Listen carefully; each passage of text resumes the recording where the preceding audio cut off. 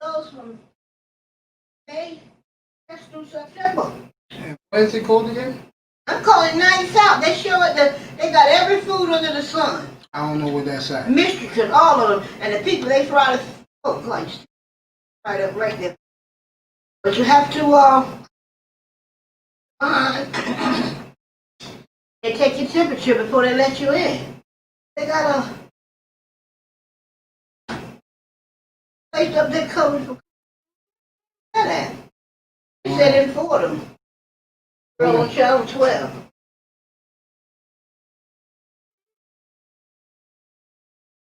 They don't have enough room right there where the buses are to put it on. You should see all the food. Like a closed-in area where you got to go in. Then you go online to get it.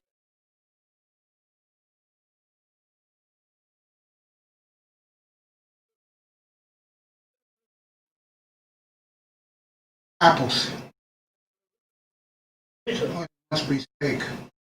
That's Midwest.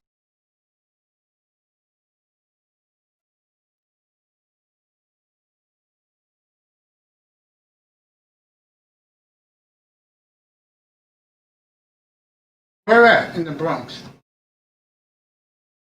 Fordham. You know what it probably is? Right where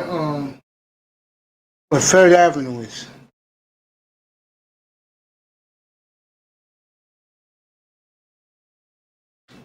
That's what I think. Right in that circle. Cause Mom, ain't no place on Fordham Road you could do that no more.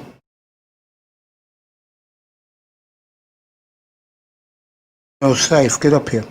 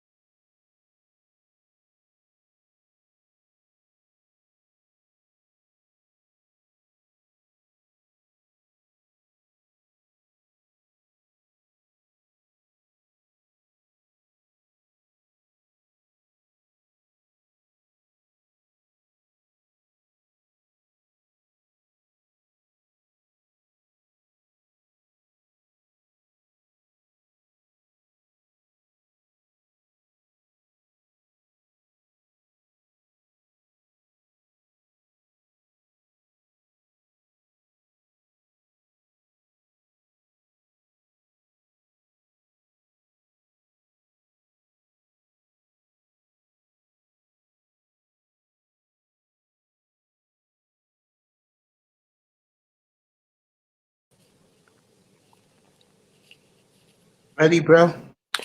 Yo, it's all good. I'm ready, bro. Hey, rock your boxing, my brother. All right, I'm actually on my way to the motherfucking spot right now. You know what I'm saying? I'm just moving around in traffic or whatever. But how you doing this Saturday morning or Saturday afternoon, bro? Yeah, I'm good. I had your partner here earlier, but he's going to a Brazilian party, he told me. He's A, going to skip this fight. a Brazilian wax party? Yeah, Sir Tice told me that this afternoon he was up here promoting the fight. Yeah, I did see y'all up here for briefly, man, but I was moving around. I didn't have the time to come up and get it in with you, man. Yeah, But man. it was a whole bunch of good fights today, man. So I did have my hands full in boxing.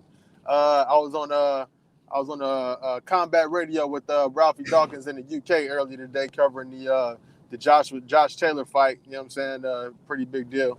You Well, know what let I'm me saying? ask you a question. What up, bro? This is what you want to do on the side is this do fights. There's nothing wrong with that. Matter of fact, I think that's pretty damn cool. Oh man, good looking, man. That's what's up. Yeah, I don't think there's nothing wrong with it at all. Boxing's your niche. Yo, because I'll tell you something, and I'm dead serious. One of the things that happened to me back in the day was I hung around the pro sports scene, okay?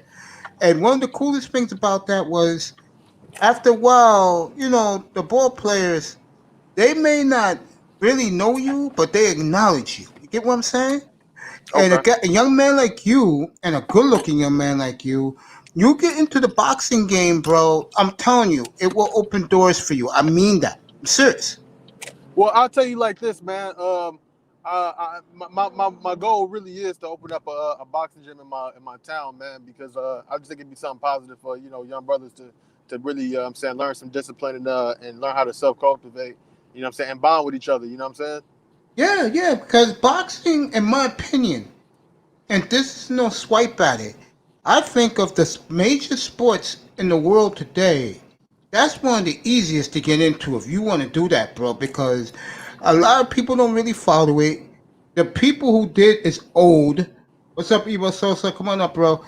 People who do is old now, bro, and they need young blood like you that is willing to give 1,010% to the sport.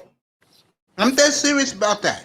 It's hard to get into the NFL circles. It's hard to get into the NBA circles. It's definitely hard for a black man to get into baseball. But boxing? Man, if I'm you, I will pursue that, young man. I'm dead serious. Pursue it.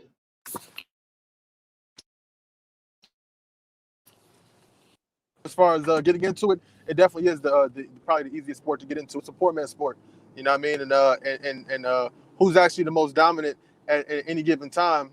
It says a lot because you know what I'm saying. It's like the under the lower level of society. Those are people who have to fight for life. You know what I'm saying? You got to fight for everything you get. You know what I'm saying? Like you got to fight for that next meal. You got to fight for that check. You got to fight for what I'm saying, get your place on the map. You know what I'm saying? So I hear you, man. It's definitely something that, you know what I'm saying, young cats can get into. You know what I'm saying? Go amateurs as a kid. It's something that, a lot of young boys around the neighborhood, you know what I'm saying, might just want to just, put their feet into. If you got sons, you might want to put them into, that type of thing because, it teaches them good work ethic. It teaches them focus and concentration, man. And that's what a lot of people, that's what brothers really gonna need just to succeed, period. Yeah, I mean, I'm dead serious. I think of all the pro sports, I'm gonna say boxing and maybe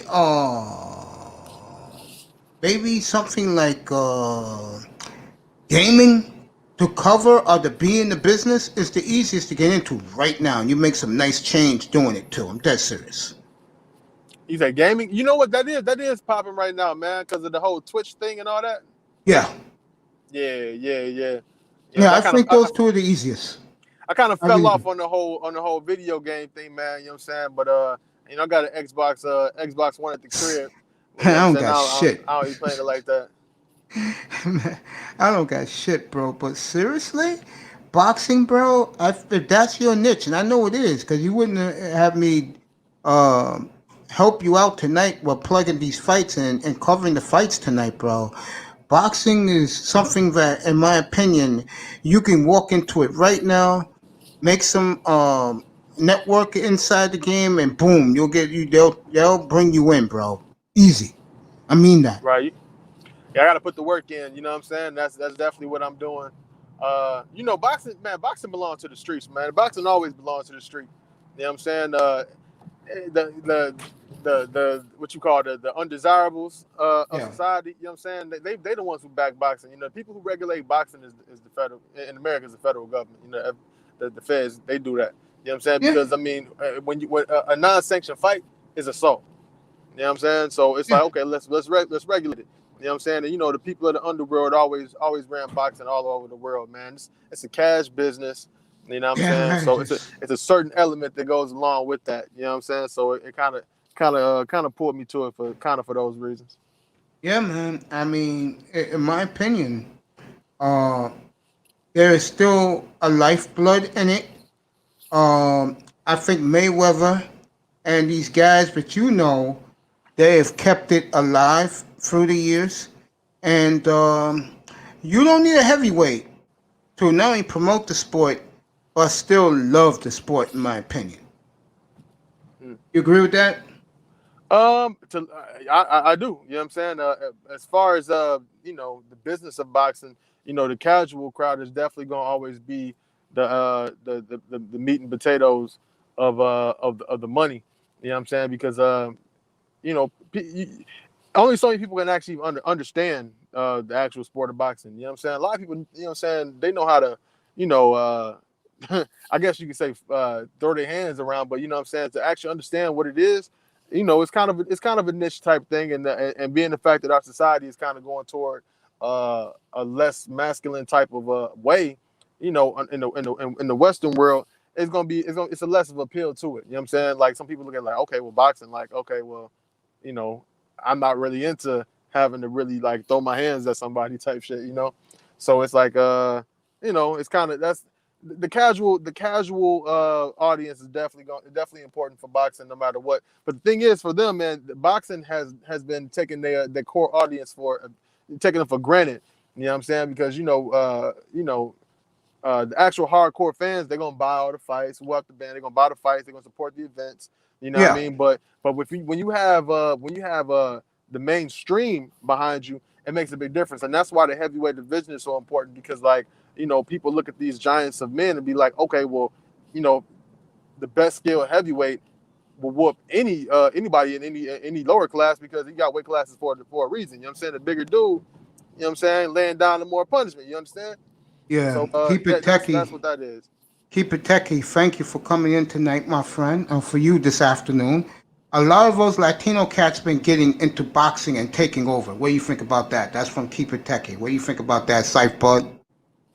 I mean, it's a global sport, man, and I think the appearance. See, when you say the Latinos are doing it's really a national type of sport. You know what I'm saying? So it's like, okay, you got the Mexican fan base that's really big because it's like big in America and in Mexico, and people go to Mexico because the regulations on boxing are different. You know what I'm saying? If you're in Mexico, you can fight, 10 times, 15 times in a year. You know what I'm saying? In different countries, you know what I'm saying? You can't really do it like that. You know what I'm saying? So people go to Mexico, they get their records up. Sometimes, you fighting the cab driver, you fighting the motherfucking farmer and shit, you beat his ass and shit. So like they gotta pay homage just to Mexico because on this hemisphere, you know what I'm saying? Like it's the most active and they producing the most the most fighters and the most audience, biggest audience. But if you look at somebody, you look at other like South American countries like Argentina or Cuba or things like that, it's different. You know what I'm saying? And they don't all just, just jump on the bandwagon, of Mexico and or just the Latino thing. It's like, they fight each other. One of the biggest rivalries in boxing is the Puerto Ricans and the Mexicans. You know what I'm Hells saying? yes. You got the No doubt. they got legendary fights, man, between like Oscar De La Hoya and Tito Trinidad. Tito Trinidad. You know what I'm saying? Felix I Trinidad. know that one, yeah. Uh, yeah, that was a big fight. You know what I'm saying? A lot of them, man. You know what I'm saying? Like, so it's not really all just okay. The Latins are taking over because really, you know what I'm saying? If you really rock a boxing like that, you'll know that the Eastern Europeans are really popping right now. You know what I'm saying? These Yeah. cats are really popping. These cats are, they're well trained. You know what I'm saying? They didn't came out the mud. It took a while for them took a couple of decades for them to get this kind of spotlight and this kind of shine. And right now, you know what I'm saying, they really flexing a lot of muscle around the world. Yeah, on I agree in with all that, man. in all weight divisions, from the big guys to the little guys. Yeah, I agree with that, man. I agree. I totally agree with that, bro.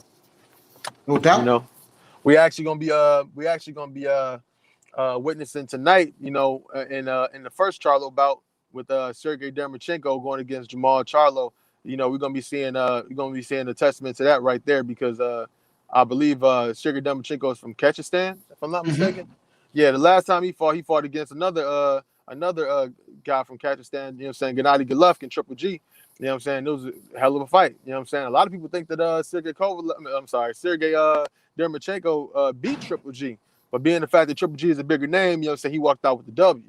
So, you know what I'm saying? It's some shit hey, it's gonna be some smoke in the city tonight, Mace. Yeah. You know, it's gonna be some Yeah, smoke in the man, I city. hear you, bro. I mean, I heard the excitement from Sir Tice today, but he was too excited about going to this party. I hear the excitement in you, bro. That's why I said, yo, I'll let you rock this, man. There's a fight card, there's a big fight card, so yo, here's a platform for you. Enjoy the fights, bro. No doubt. One thing I will say, man, you probably want to change your title, man, to you know what I'm saying to reflect what's going on so people can find it. You know, a lot of cats that's outside the manosphere probably be interested in this as well too. I'll change that right now. You keep talking. Yeah, I would say look at the email I sent you and probably, you know what I'm saying, just make a title up to, you know, correlate with that. Yeah, I hear you, bro. Yeah, Oh, we ain't rushing, man. We slow cooking, man. We got time because you know what I'm saying the card actually gonna start in like 3 minutes, or the event's gonna start in 3 minutes. So, hey, man, we gonna be posted up for a minute, man. I'm gonna chill with you today, brother. You know what I'm saying? Actually, I'm probably gonna blaze a little something while we got this cracking too. You know what I'm saying? Anybody that's interested in boxing or any combat sports like that, because it's a UFC fight going on tonight too, but I can always catch that later. Go ahead, you know what I'm saying? The link in the chat, man. Come through, holla at your boy, man. You know what I'm saying? But we definitely gonna be seeing two great main events tonight. We're gonna be seeing Jamel Charlo versus Jason Rosario at the super welterweight division. That's 154 pounds. You know what I'm saying? And that's for a unification. You know what I'm saying? Really for the most of the belts, because it's one more belt floating out there, but one more major belt floating out there. But this is for the unification of the junior the super welterweight class, and it's actually a really really big deal. That's why it's the main event. You know what I'm saying? And that's really gonna be a real clash, man. A real clash. um, Keep It Techie told me to tell you. I guess I see it a little different because I'm on the West Coast. It's mostly Latinos in the gym. And Evo Sosa, if you want to pop up, buddy, come on up. I'm looking forward to Lomachenko versus Lopez. Woo! Hey, that's a fight. You know what I'm saying? And that's a free fight for for the world to see. You see it on ESPN on October 17th. That's going to be a really, really good fight. That's going to be for the undisputed lightweight championship of the world. You know what I'm saying? Between Vasily Lomachenko and Teofimo Lopez. You know what I'm saying? The old guard versus the young guard is going to be something. That's definitely going to be something to see. Yeah, I'm looking forward to that, bro. You know what I mean? You got to catch that one, you know what I'm saying, Mace, on your you got to catch that on your end too, man. We're gonna really, really call that on both ends. You know what I'm saying?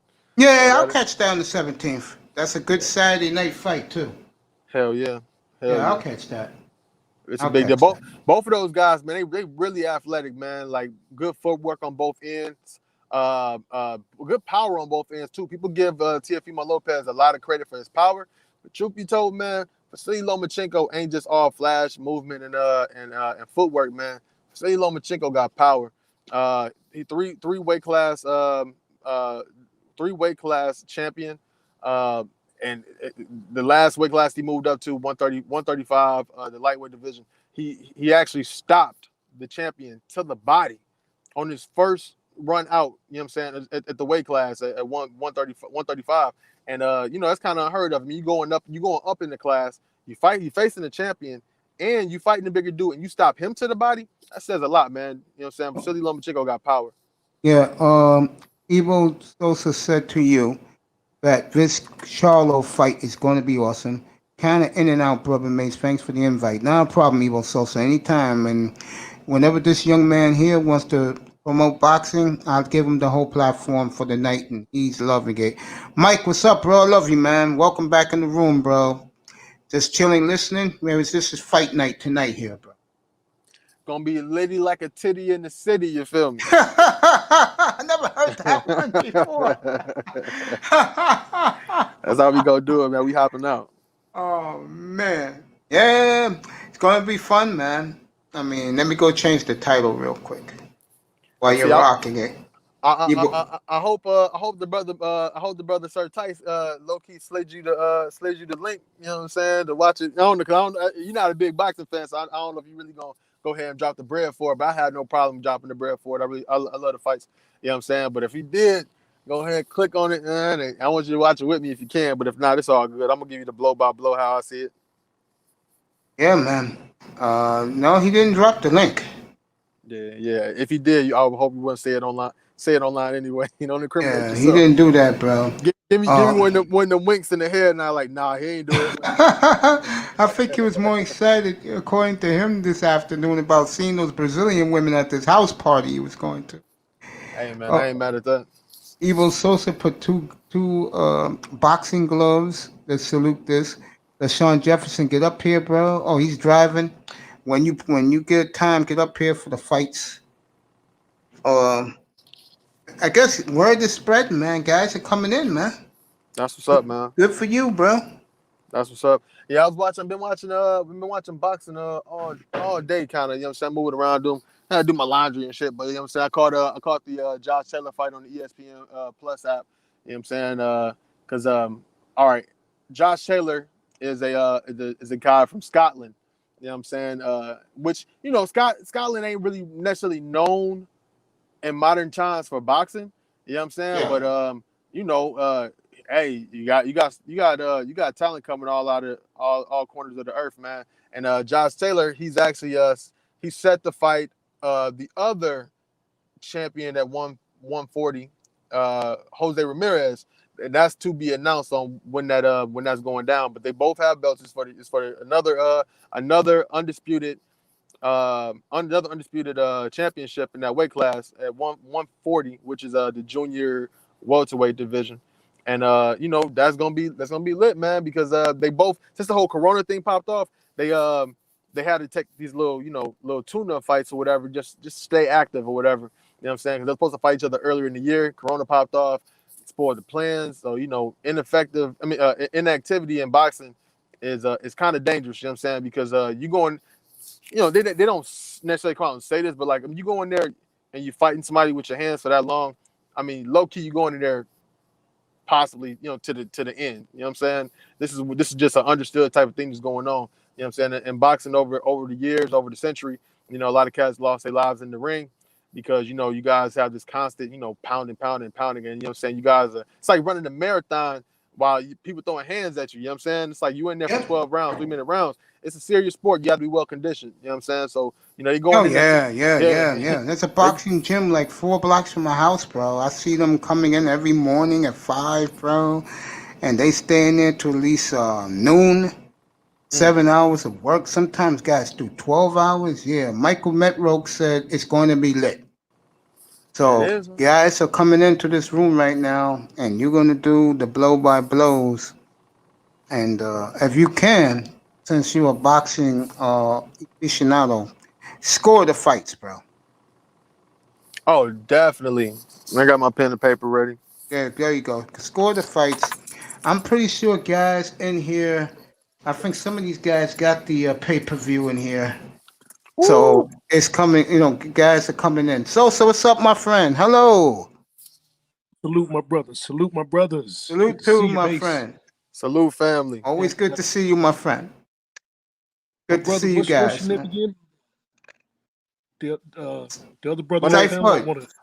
My name's Shyt Bud. Shyt Bud. Yeah, Shyt. Like cipher. Like a cipher, exactly. Yeah. Oh, okay, all right. Yeah.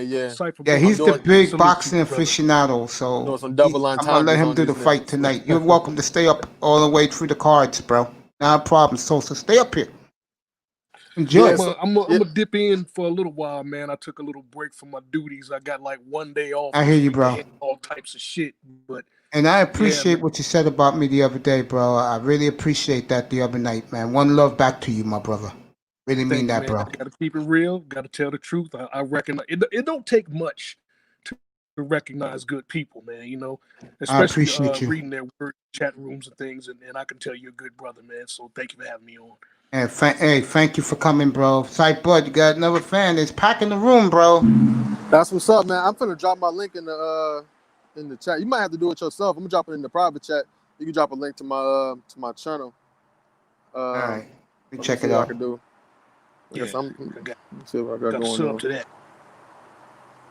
Yeah, Yeah. I'm gonna get a little bit of sauce up in me when the fights actually go down, man. I'm gonna get a little sauce in me, get a little earth up in me, and I'm gonna talk a whole lot of shit. Let y'all know what's cracking with them fights. We're gonna take it back to old times, man. You gonna think we on the radio with the shit? Safe, that's mom. So, That's mom. you said what? What's that, brother? That's mom, buddy. No, Hold no, up. Oh, okay. I'm gonna say, tell her I uh, said hello. no doubt. People say what's up, man. Yeah, Hey, I'm yeah. gonna go on pause for a quick second, y'all. Yo, do me a favor. All right, he dropped out. He'll be back. He's parking his car. I was gonna tell him to drop the link in the YouTube page. Let me see if he did. Yo, how was your week, man? I haven't seen you since Tuesday, bro. Well, got another position to be honest with you, man. It's a different shift and different position, but it's a little bit more money, and so that's the reason why I'm doing it. I'm really trying to. Me and the wife are trying to stack as much bread up so we can knock this mortgage out, man, and get this house paid off in 10 years. I hear you, bro. I hear you, man. But other than that, man, it's been pretty cool. Cali, the fires have been contained out here in Cali, and you know, just like I said, doing the everyday thing, grinding, man, and this actually is the therapy right here. This type of stuff, good people, good YouTube content and channels and everything, and whenever I can crank them out myself, I try to get them out. But time is really cracking down on me. I don't have a lot of time to sit down and do content. So I have to kind of chop my ideas down and store them for whenever that opportunity permits itself. But yeah, I'm so happy that we're talking about boxing today, man, because I know that brother Cipher and yourself, you're very even keel when it comes to things, man. And boxing, I've been really kind of nauseous about it lately because especially COVID too is really bringing out the true essence of a lot of people that I'm finding very distasteful. You know, boxing has to live, man, and people are so caught up on these high purses, and that's what I wanted to ask Brother Cypher about, man. If he thinks that these ridiculously high purses that are being demanded from these boxers are preventing us from getting the fights that we want, you know? Well, I will say this: it's supply and demand. If people want to see these fights, you gotta pay the fighters. That's I true. mean, that's all that is. I mean, if Yes. boxing, one thing I've noticed, hearing the excitement from him and Sir Tice earlier this afternoon, breaking down the fighters here when he was in here on the afternoon show. You're excited about it, guys in the chat room are excited about it. I guess this is how it is. You know what I'm saying? Yeah, Yo, yeah, I'll say like this, man. The purses, um, is is definitely a difference than the golden ages than what we might be used to, man.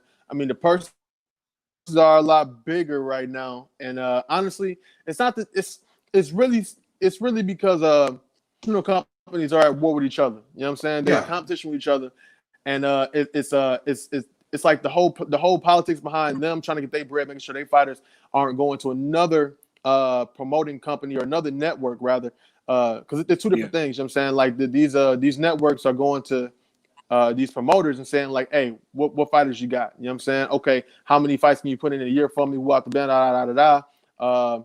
They know that boxing is a global commodity, so it's like, okay, what can you bring us? You know what I'm saying? And they're being so stingy with not, you know, putting a fighter on another network because they don't want to compromise the exclusivity they have with the network.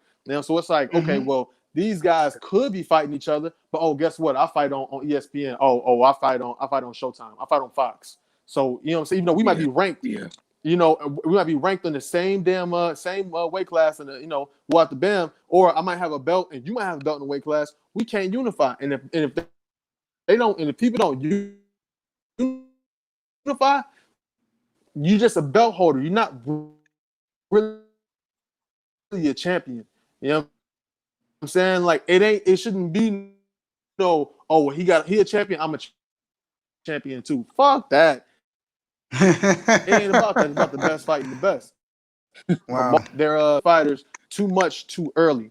You know what I'm saying? These guys nowadays, they a lot of times they're only fighting like once or twice a year, and you can't do that. You know what I'm saying? You'll still got to be sharp all year round. There's no seasons in this facts. shit. I agree with that. Should be fighting at least 4 times a year. Every 3 months, they should have a fight. But all these guys, especially champions, every 3 months, get your ass in the ring. This is your life. You train every damn day anyway. 3, 4 fights a year should be for championship fighters. No excuses.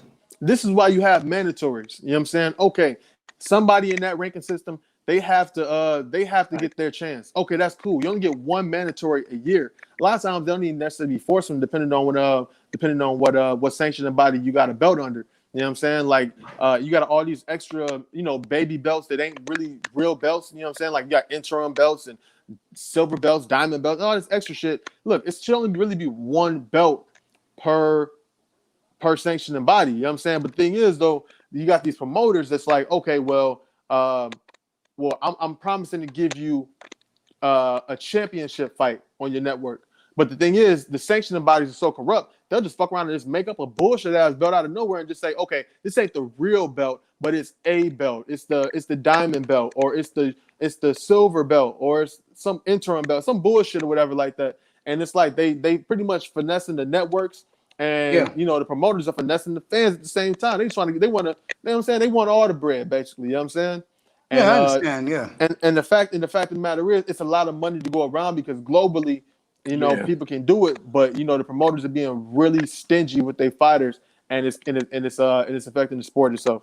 LaShawn Jefferson says in the chat room for both of you, boxing's lost its stars that drew huge pay-per-views when UFC heavy cut into the money. I buy that. Your opinions about that, fellas? You want to go first, bro? Are you freeze up? All right. Yeah, he froze up. All right. Well, I'll say like this, man. The UFC. Definitely. Go ahead, bro. Go ahead. All right. I'll just go for it. Yeah, man. Like oh no, my connection is. You got that Project Pat Wireless. Project Wireless. Got that Project Pat Wireless, brother. Oh man.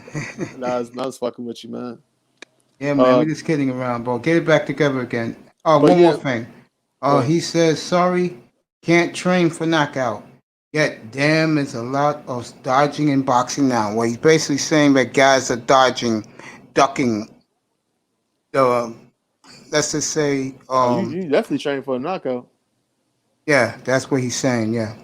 What's your comments on it? I'm trying to figure out what was the last thing you said before then. About the UFC. Boxing has lost its stars that drew huge pay-per-views. Now UFC has cut heavily into the heavy money. Like more people rather see them, the cage fighters, than the boxers. Yeah, I would say that in America definitely because most of the boxing fans, like the hardcore boxing fans, are from a different generation. Me personally, I'll be real with you, man. I watch UFC. I watch mixed martial arts. I watch kickboxing. Muay Thai. I watch all that shit, man. I watch two motherfucking crackheads fight. You know what I'm saying? If it's entertaining, you know what I'm saying? If it's competitive, you know what I'm saying? But my thing is like this. All right, UFC is popular in America. You know what I mean? It's like, okay, you guys, let's put it like this. Say if you're talking about like the drug trade, right? and you got Yeah. these one cats. You know what I'm saying? They run the city. You know what I'm saying? They run the city. They step on their dope, and they sell to a lot of people at a time. And then you Yeah. got in that same city, you got cats over here. They run one block, and they got that raw. You know what I'm saying? Yeah. I would say that Raw would be the UFC because not necessarily because you know what I'm saying mixed martial arts is more entertaining than boxing, but the fact is boxing has more of a landscape to spread out their clientele to. You know what I'm saying? Because they got the whole world. The whole world don't really give a damn about UFC. You know what I'm saying? I would say UFC is like one sanctioning body in boxing. You know what I'm saying? They don't have to worry about making deals with other promotional companies because they only just one company. It's Yeah. mixed martial arts going on, everywhere. They got like small little promotional companies. They got like Pride used to be one, and Bellator and all that type of shit. Like but those guys, just like in boxing, they don't fight each other like that either. You know what I'm saying? But the Yeah. fact of the matter is, in America, Dana White did a very, very, very good job marketing himself and marketing his company to where it's like, okay, uh, uh, he's like FaceTime for mixed martial arts. It's like, okay, FaceTime is like a thing, but like you could talk on the phone through other fucking apps or brands, whatever the hell. That might be a bad example, but the whole point is like it's a unified one company, but it's a whole bunch of mixed martial arts outfits out there. But in America, the most popular one is the UFC, so don't have to worry about making deals with other promotional companies. They're all one promotional company themselves. And with boxing, you got different sanctioning bodies, you got different promotional outfits. So it's like, okay, it's a lot more people involved. So it's gonna be a lot harder to make it into a monolith like how the UFC is. And they do a great job promoting. They promote to the younger generation, and they just better at promoting their fights. You know what I mean? Boxing just look at it like, okay, well, we're gonna do what we do, and people that fuck with us, you gonna fuck with us anyway. You know what I'm saying? So we can sell it however we want to sell it to you. And honestly, that's not gonna last for long because you got somebody like Bob Arum at Top Rank. He's an older dude. He's like in his 80s now. You know what I'm saying? He was Yeah. running boxing, with the Ali's and the Sugar Ray Leonards of the world and Yeah. stuff like that, the Oscar De La Hoyas and the Floyd Mayweathers. And he's getting older in age. Eventually, he's gonna be like, yo, I'm passing this off, and you're gonna see a whole different type of promotion being done rather than just printing and internet stuff on with boxing. You're gonna see a lot more boxers on like Gatorade commercials, Wheaties commercials, and stuff like that in the upcoming years. You know what I'm saying? Once he passes on. Yeah, let me ask you a question real quick before I do that, Evo also was up here with us, says his bullshit AT&T connection sucks, he's gonna change. And young Michael Metro says, I prefer boxing, it's such a classic sport. I totally agree because I didn't even think that way. This young man wouldn't be up here right now. Here's a personal question to you. Uh, when you go to the gyms and just observe, okay, talk to some of the guys in the gyms. Can you tell a pro boxer when you see him? Level of talent, you could see the talent of what's capable from a person, whether they're professional or not. Um, you could see if somebody's an exceptional talent. Um, Yeah. it's a young man sport. You know what I'm saying? It's a young man sport. So I mean, as far as like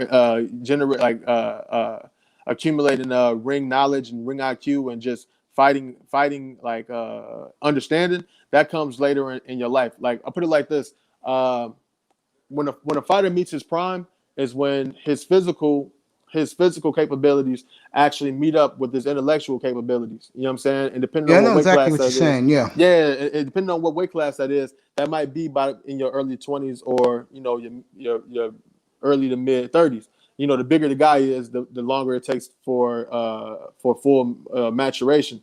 And the smaller the Okay. guy is, they're gonna meet their peak at a younger age. Like if it's a featherweight or a flyweight, their peak might be when they're 28, 29.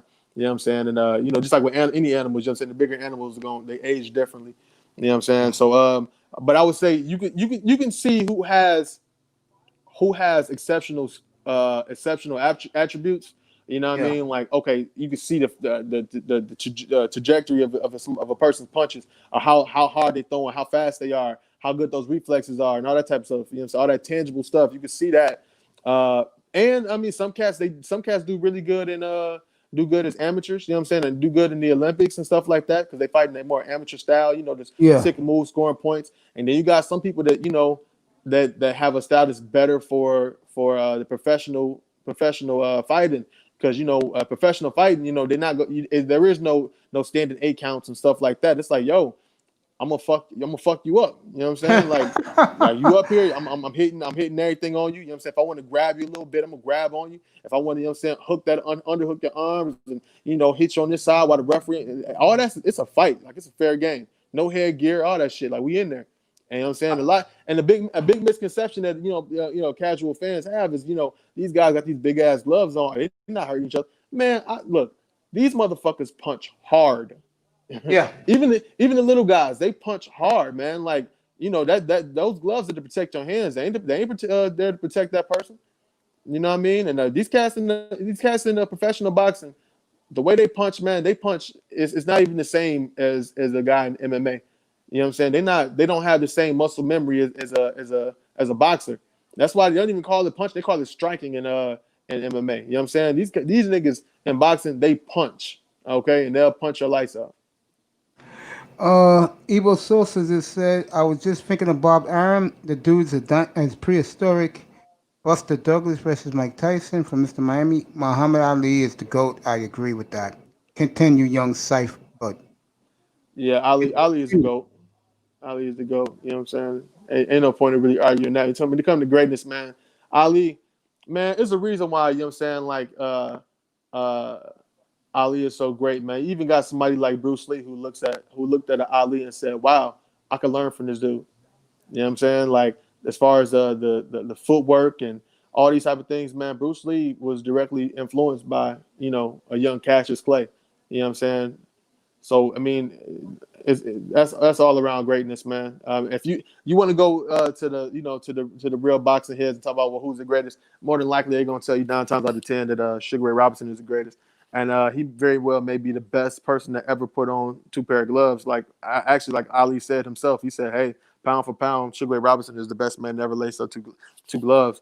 A matter of fact, not just him. I think Joe Louis actually said that. He said, "Man, Sugar Ray Robinson is the best man to ever put on 2 gloves, man." And if when you look at a man, I mean, you see it. But I had a young man in here the other night. I think it was last night, matter of fact. And he was talking about how boxing was big in New York City back in the day. And I told him I wasn't born yet. But one of the great meccas of boxing here in New York was a place called the Old St. Nicholas Arena. It was like a church. And some of the best fought there. You just named Floyd Patterson, Sugar Ray Robinson. They fought there back in the I guess the 40s and the 50s before they closed it down. And in a lot of ways, because I'm not a boxing historian, but I do love history. I think boxing needs a place where it can be cozy to the guy like you, where you can go there, cover it, whatever you do as you move forward in your young life, young man, to be in the boxing business. Someplace cozy where uh, it's for the real boxing fan like yourself. You agree with that? uh, yeah, but I mean, that's the thing about it, man. It's not even about a one place, man. Like it should honestly, man. It should be a boxing gym in every neighborhood, man. And in a lot of cases, man, they are. You know what I'm saying? And a lot of cities got boxing gyms, I man. have that one 4 blocks from my house, young man. Yeah, I mean, like when it come down to it, it's like, hey, they there. Yeah, I told you when I go to work early in the morning, I see them. I see them going to the gym at 5 a.m. and sometimes they stay there till like 2 in the afternoon. Just getting there working. Yeah, that's what I said. It's definitely something you might want to get your, you know what I'm saying, your young sons and your nephews and stuff like that. It just it's really about teaching you about yourself, man. A lot of it is just body awareness and coordination and stuff. Oh, I'm watching the undercard. The buddy getting fucked up. All right, Yeah, go ahead. nephew just Describe it. What's going on in dropping the punch. undercard? I'm looking at this undercard right now. It's an Asian guy and he looks like an African dude. One of them his name is Makai, and other is Casamero. So Yes. he looks like he might be a southeastern Asian dude, and this I think it's an African dude. He getting toe off something, man. He got dropped 2 times in the second round. Like he trying to close the Asian guy's trying to close the deal on him. He's they're trading, but he got him up against the ropes. Referee's really trying to let him continue, but he's really out there on his feet. But he's throwing back, so they couldn't stop it. Hits him with another little uppercut at the end of the round, and that's the end of that. He's wobbly. He's walking back to his corner, wobbly on noodle legs. Jefferson says Styles. He correct. You're right. Some can take a punch. Others may look like taking blows, but they not flush. Then people wonder how they miss how they miss so much when they're swinging wildly. You know what I'm saying? That's how they miss. I mean, like I said, Styles. Let me look what you said real quick. Styles, correct. Take some punch on. You know what, man? That's one thing about boxing, man. How you know? How do you know when it's time to retire is when you can't take a punch no more. That's And true. how you know if this shit is made for you or not is if you can take a punch to begin with. You know what I'm That saying? is true. Yeah, you know what I'm saying? There's a lot of cats that, you know what I'm saying, got a lot of flash and pizzazz to them. They real slick in there, because they Yes. just aware of their body. But, it is combat. You know what I'm saying? So if you can't take it on the chin, can't take it to the body, the shit probably ain't for you. Big Time said, "What you think about Jack Johnson? Is one of the all-time greats." Um, when it comes to Jack Johnson, I would say that as far as the Mount Rushmore of heavyweights, I wouldn't be mad if he put him up there in that sense of it because Jack Johnson is the first black heavyweight champion, not the first. Uh, Back then they had a different league for black men. A lot of times they wouldn't even fight black men in those days. It was a whole different thing going on too. Like you had the black American champions. You know what I mean? Where the brothers would fight amongst themselves. And then you got Jack Johnson who came in, who's actually the first black heavyweight champion of the world. So he's a big deal. I mean, off the rip, man. You got to pay homage to that. And for his time, you know what I'm saying? For his time, they had different size gloves. It was a different style of fighting at the time because they had different gloves. A lot. I'll tell you like this, man. Something that people don't know. These guys ain't just when they in the ring and you watching these cats fight. Oh, he tearing this motherfucker up. Yeah. Tell us about it, huh? It's undercard, man. You're gonna No, have no, 3 or you 4 dude. fights, man. I'm crazy. But When I watch boxing and wrestling, let's say, because we know wrestling is this stage, I love those dark matches, undercard matches, man. I do. I mean, me too, man. Me too. But 'Cause- as far as with the all right, with the gloves, man. These Yeah. guys are doing different things in their hands with those gloves. You know what I'm saying? Like Mhm. they're not just rolling around with their hands balled up playing rock'em sock'em robots with their hands in those gloves. You know what I'm saying? It's Yeah. different. It's different fists that you make in those gloves. It's different ways you form your hands to block, carry off punches. It's different ways that you would. It's different squeezes and grips that you would do to throw certain type of punches. You know what I'm saying? So people look at it like, damn, why in the old school you would see them, circling their arms around, like the fighting Irish symbol and shit like that. You know what I'm saying? It's a different size glove, so those doing different type of punches. But don't get it confused. Even to this day, those tactics are still being practiced. It's just that now, they've enhanced them. They made the gloves a little more sizable and modern ties increasingly because cats would you would hit somebody on top of the head on top of the skull and you fuck around and break your hand. Now how you gonna eat? You know what I'm saying? This is back in the days cats used to fight, you know what I'm saying, easily 7, 8, 9 times a year. You know what I'm saying? Or more. Shit. Like I think the record of fighting many times fighting in the year was like 30 something. Like 30 something. I don't know. I might be talking on my ass on that one, but it was not a big deal for guys to be fighting, you know what I'm saying, 20 times in a year back in those days. So Jack Johnson, I mean, you got to give respect where respect is due, man. He beat a lot of guys that was a serious competition back in those Yeah. days, man. So I mean, like, hey, all respect to Jack Johnson. All times, he's not in my all-time pound for pound, and Okay. he's not. I wouldn't even put him my top 10 of greatest heavyweights. But if you Yeah. do put him in there, top 10 heavyweights, I'm not mad at you. We But wanted to ask you what you think of Tommy Hitman Hearns.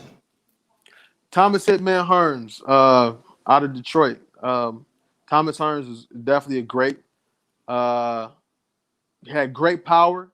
Yeah, Had probably one of the top five, one of the best lead left hands in yeah. boxing ever. You know what I'm saying? The way he worked that jab, way he worked that left hook. You know what I'm saying? He was real rangy, real tall and rangy. You know what I'm saying? He worked that left jab. He used his height to the best of his advantage, man. So I would say if you put him in your top 20, he in my top 20. I put it like Evo Sosa gave you the I don't know ultimate if he's in my top compliment. 20. He said this brother, which is you know your shit when it comes to boxing. Evo Oh man, Sosa get it. I've been around a little bit. You know what I'm saying? I watched a couple fights. Watched a couple fights. Across the deck, let's say. Before I ask you about two fights in the 1990s, which was very fascinating to me, make it three, okay? He said, what do you think of Roberto Duran? Roberto Duran, great lightweight. He was a great lightweight. One of the best inside fighters that I could ever recall. He did a really good job at he'd get into your chest. A real Yeah. strong fighter. He'd get into your chest, and he one of the guys that he'll get into your chest and he could feel you. You know what I'm saying? He'll get into your chest. You know what I'm saying? He was so great at counter punching because he'll get up against you and he'll get into tune with your body's rhythm. So it's like, okay, I don't have to be looking at you to tell. I can tell you throwing the left hand. I can tell you throwing the right hand. So it's like he reading your mind, but what he's doing is he's reading your body.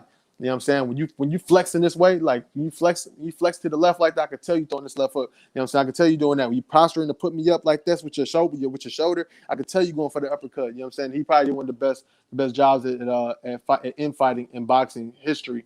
Him, Henry Armstrong, who is probably I'll definitely put him in my top 10. That's real old right there. Henry Armstrong, that's the guy that he won belts in a lot of different weight classes from the middle to the heavyweight. You know what I'm saying? So Henry Armstrong is great. But yeah, Duran was a bad man. You know what I'm saying? Hands of stone. Roberto Yeah. Duran. Yeah, this young man's asking you these questions, not me. Now I'm going to ask you three questions about three particular fights in the 1990s. I'm going to start with the George Foreman Evander Holyfield first one back in 1991. Now, I, believe it or not, saw this fight outside in about 10-degree temperature in New Jersey at a sports bar, but because it was so packed, I had to watch it through the outside. And what I remember about that fight very, very well was that one man was getting pummeled. The other man, before the bell rung the next round, they put a cheeseburger in his mouth, so we know who we're talking about here. And yet, the man who got pummeled, in a lot of people's opinion, stole that fight from the man eating cheeseburgers in the corner. If you don't know who that is, young people, George Foreman was a gullible. He reinvented himself from being a mean, nasty person to a good guy. And if you ever had the George Foreman grills, that is him. Yes, the great boxer George Foreman from the early 70s to the mid 1990s. And the other clown who I never liked was from the 84 great Olympic class, U.S. Olympic team, which was awesome, by the way. That's when boxing was boxing, young people. Evander Holyfield. Your comments about that fight, in your opinion? Man, you ain't call Evander Holyfield a clown, did you? Yes, I did. Oh shit! What's that about, Mace? I'm not a fan of his. I never liked him, but after that night with that fight, which George Foreman became an American hero and a lovely teddy bear, because America knew, we all know who got robbed. Okay. Okay, well, I know the fight. I know the fight pretty well, actually, man. Evander Holyfield was definitely the younger guy. Evander Yes. Holyfield came up from he came up from light heavyweight. In the Olympics, he was light heavyweight. I don't think he wasn't Yes, he heavyweight in the was. Yeah, he Olympics. was light heavyweight. Yeah. You know what I'm saying? Then he started his professional career as a light heavyweight, and he was known as a heavy puncher at light heavy, and he went up to heavyweight and wasn't considered such a heavy puncher in the beginning of his heavyweight campaign. But when he went out there, he fought George Foreman on his we talking about George Foreman, right? Yes, the first one. Yeah. He fought George Foreman. They only fought once. Okay, that fight. Yeah, when he was yeah. robbed. Yes, Foreman was robbed. You think Foreman was robbed? America did. I did. Yes. I don't know what the hell you was watching. How could a man pummel the other guy, and yet the other guy wins the fight? Oh, it was an outrage in America after that night, after when the fight was over. Yes, it was. I'm not kidding you. I think. Are you sure you're not thinking about Riddick Bowe and No. I'm gonna get the Riddick Bowe Holyfield in a minute because that was my favorite fight in the 1990s, the first one. I'll get to that in a minute. Foreman Holyfield 1991. Right. The person who landed the most punches in that fight was Evander Holyfield. Evander Holyfield was going upside Foreman head crazy, man. He was hitting upside the head like wow.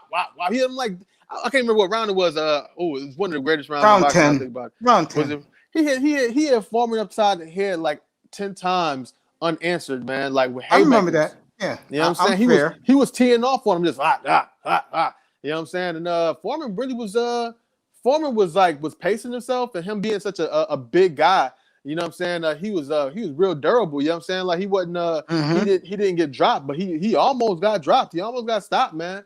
And maybe one or two, I would say Foreman probably won maybe like just being generous, maybe 3 rounds out of the fight. Okay. You know what I'm saying? He won 3 rounds out of the fight, but Holyfield was definitely the more aggressive, the more putting out, had way higher punch output in that fight. You know what I'm saying? And we seen Foreman, you know what I'm saying, trying to piece his attack together, but the activity of Evander Holyfield was overwhelming, man. He was overwhelming. He and there's a couple times where when George was throwing, he would throw big. He would throw big. And he was like, and if he did land it, he actually hurt Evander maybe 1 or 2 times in the fight. But coming down to it, man, I mean, Holyfield dominated that fight, man. He was landing the most punches. He landed the most punches. He was the most aggressive. He made his will known in that fight. But being the fact that Evander Holyfield wasn't the most popular fighter back in that day when he first started, especially people still was looking at it like, man, fuck Evander Holyfield, man, Tyson's still that nigga, so when he get out, when he come home, you know what I'm saying, he gonna be that nigga again, like, you know what I'm saying? Yeah. Like Rico on Paid in Full, you know what I'm saying? But Foreman came back, he reinvented himself as a more family man, he lovable teddy bear. He was lovable guy. He was he did ministry for a while after boxing because he just stopped abruptly and just said, he became more of the people's champ because people was like, hey, exactly. That night I'm 40.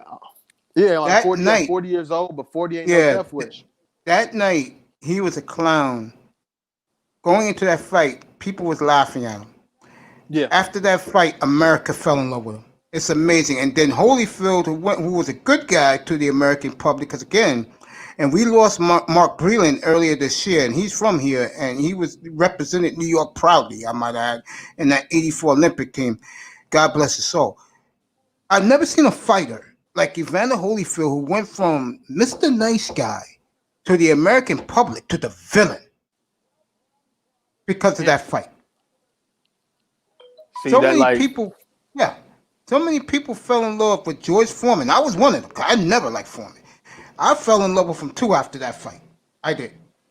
Ebo has a question for you. He says, Holyfield was such a dominant light heavyweight. I would have loved to see him fight the Duke Tommy Morrison. Sosa, please. Sosa. Don't even answer that, bro. Number 2. I'm going to get to your fighters, Mr. Miami. Number 2, of course, the infamous Tyson versus Buster Douglas. Comment on that fiasco in Tokyo. Okay.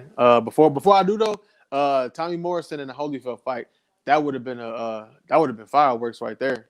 Are you serious? That would have been fireworks. Tommy Morrison was a bad motherfucker, man. That big ass corn-fed white boy. I never knew. Seriously, he was that good?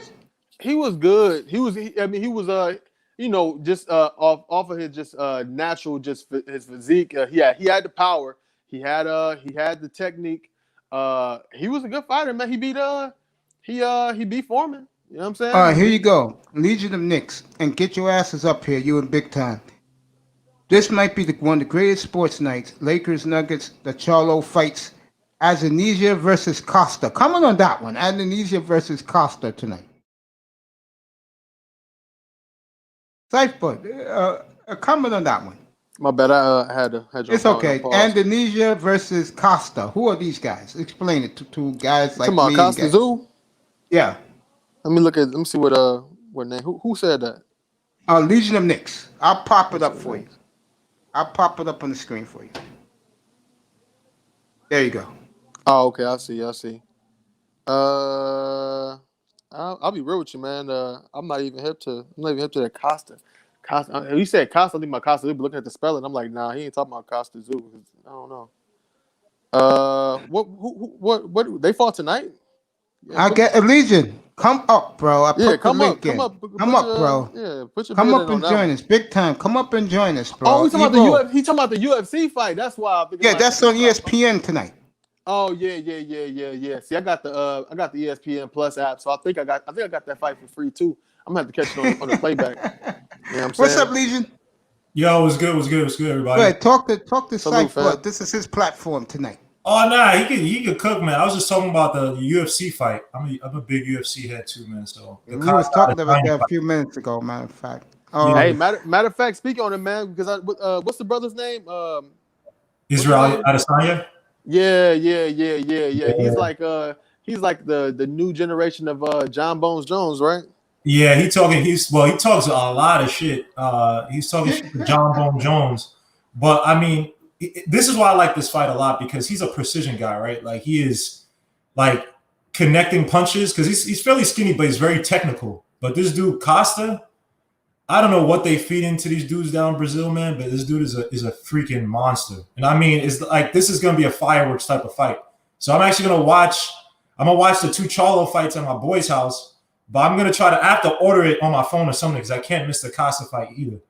And then obviously, I mean, this is probably the third biggest event, but the Lakers Nuggets, I gotta see my son Murray, man, because I don't think the Nuggets is just gonna go out and lose 3-1. They've been in this series. They probably it should be 2-2 if it wasn't for that ridiculous shot by AD. So I think you're gonna get a really good matchup between the Nuggets and the Lakers. But yeah, tonight, man, both Charlo brothers are fighting. I mean, I just came in, so if you want to keep talking about the Charlo guys, I'm here to listen, because I'm not as familiar with their opponents that they're fighting.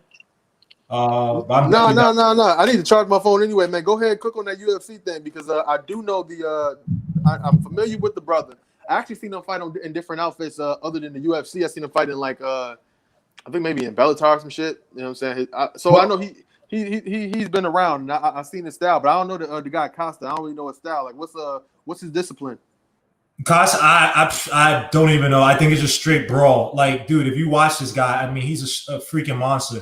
I don't think, from what I remember, I don't remember any BJJ takedowns or anything. This dude's just gonna come at you, brawl.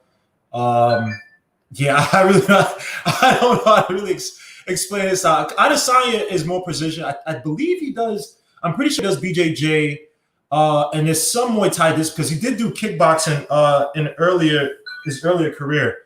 But he's perfect in the UFC, and he has a title right now. And then Costa, I believe, is perfect as well, if I remember. But yeah, those is like two different styles. Like, one dude's because Costa fought Adesanya fought the last dude that Costa fought, which was why am I the guy who calls himself Soldier of God? Why am I losing who this dude is? The Hispanic dude, the one who's he's a beast, but he's a weirdo. Of course, I'm losing his name right now. But he fought him. So when Costa fought him, Costa was going straight out brawling like, I don't give a F. And then Adesanya fought him, but Adesanya stayed away from him. Just a lot of precision strikes, like jab, move away, jab, kick, move away. Because he didn't want, the dude is power. But this dude, and the other dude that Adesanya fought, the one that he was doing all the precision play with, the guy wasn't really fighting, like, he wasn't fighting his game where he was being aggressive.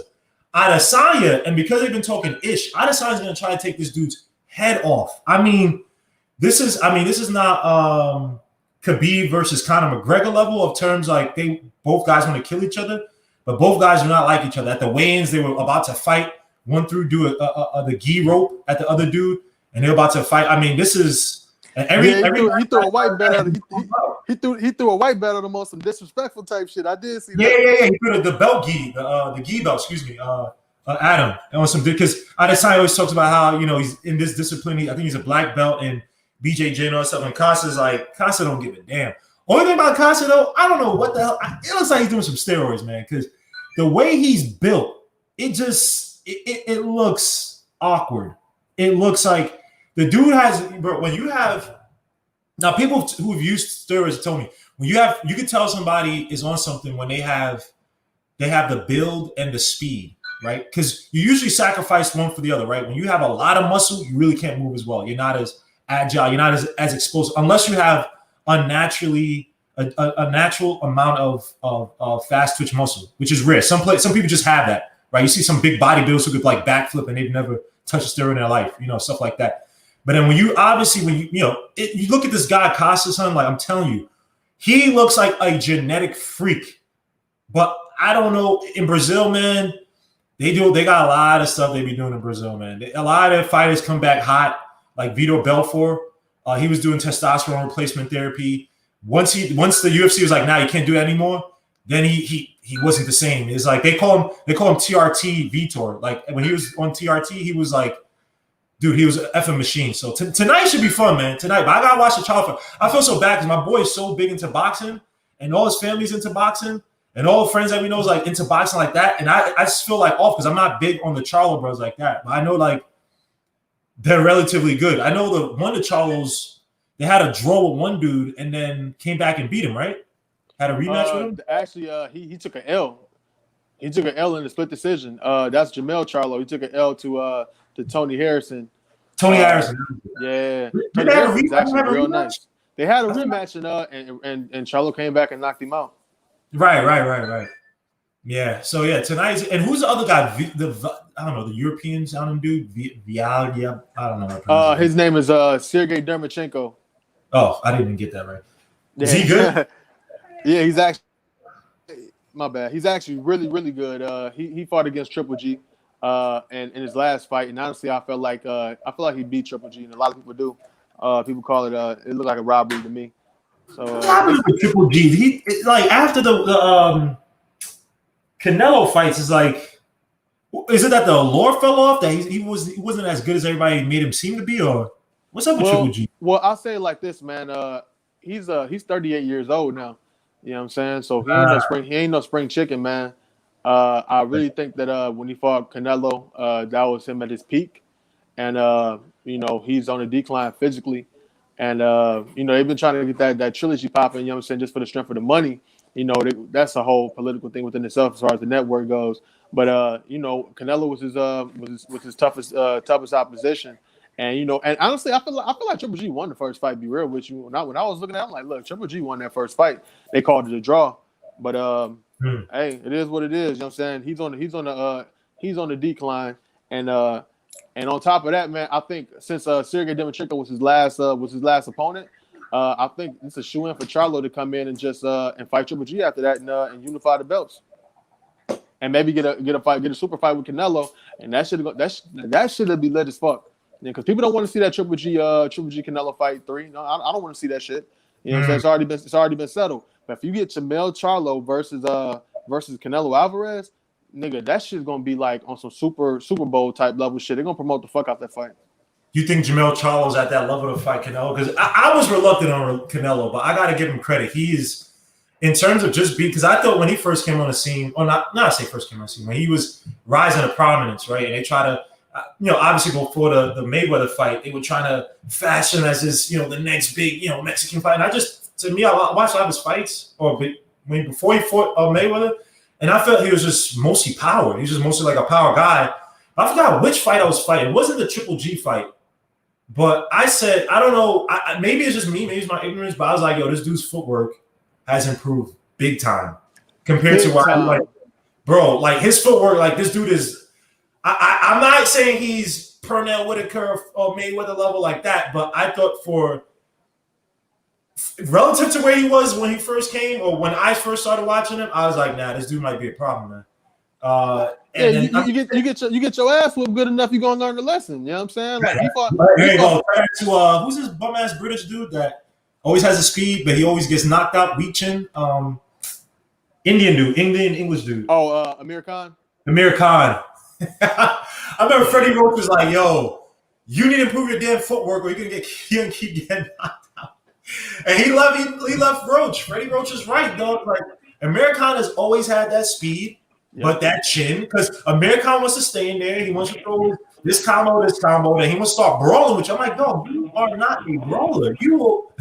Your chin is garbage, and that's why he's done now. Preach. You know what I'm saying? Like he fell in love with the speed. Some fighters fall in love with their power, and I'll say Amir Khan fell in love with the speed. You know what I'm saying? He gets in there, he throw that ha. You know what I'm saying? He stay in the pocket and look at his work. You know what I'm saying? He sit there, he take a picture of the shit he just did, and you there to get hit after that, man. And plus he Pakistani, man. I don't know about them niggas' chins, man. Them niggas got serious overbites right now. They trying to stay with the black dudes. I remember Prince Nassim when he got destroyed by Barrera.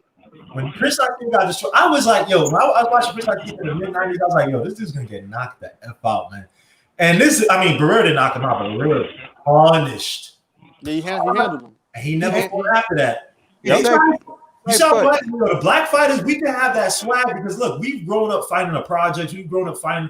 We had to slap boxing is like, that's like a pastime, you know what I mean?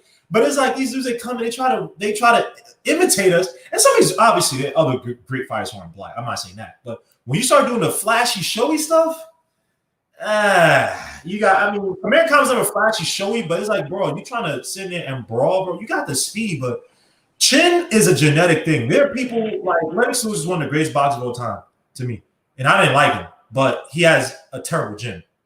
His chin was not. You could catch him, right? There's certain you said. But the problem was you got to catch that chin, and he didn't want you to catch that chin, and that's how he won most of the fight. He put that chin out, and everybody's like, "Oh, I'm about to knock you out." Then they swing, overcommit, and then he just jack. Oh, damn, you down? Yep. I just get mad at the fact that Tyson could not fight these dudes in their prime. I wish I would have seen a custom model Tyson fight those dudes. If it wasn't a freaking go ahead. Which leads me to my question I had with Shyt, but before you popped in on the panel. Explain the Douglas Tyson fiasco in 1990, Tokyo, Japan, my friend. Go ahead, Shyt, but explain that. And then you guys, I'll pass it around to the rest of you guys. I bet. Okay, I'll take myself off mute. All right, yeah, man. Honestly, man, a lot of stuff was going on with Tyson at that time, man. That's when he had the whole rape allegation thing popping off, and focus is everything for a fighter. Sorry. Before you guys go on, fuck Robin Givens because she's trying to stop this dude from putting out the move. But continue. That whole trying to hate on him, man. Fuck Robin Givens. Fuck Robin Givens. Fuck her mother, man. Go ahead, Shyt, but that fight. And that show you right there, man. Like, you know what I'm saying? Like, he was a young kid. He ain't no pops. His moms wasn't there for him like that. You know what I'm saying? And because the model died too. You said what? And because the model, that was his mentor. He died. Because the model died. Yeah.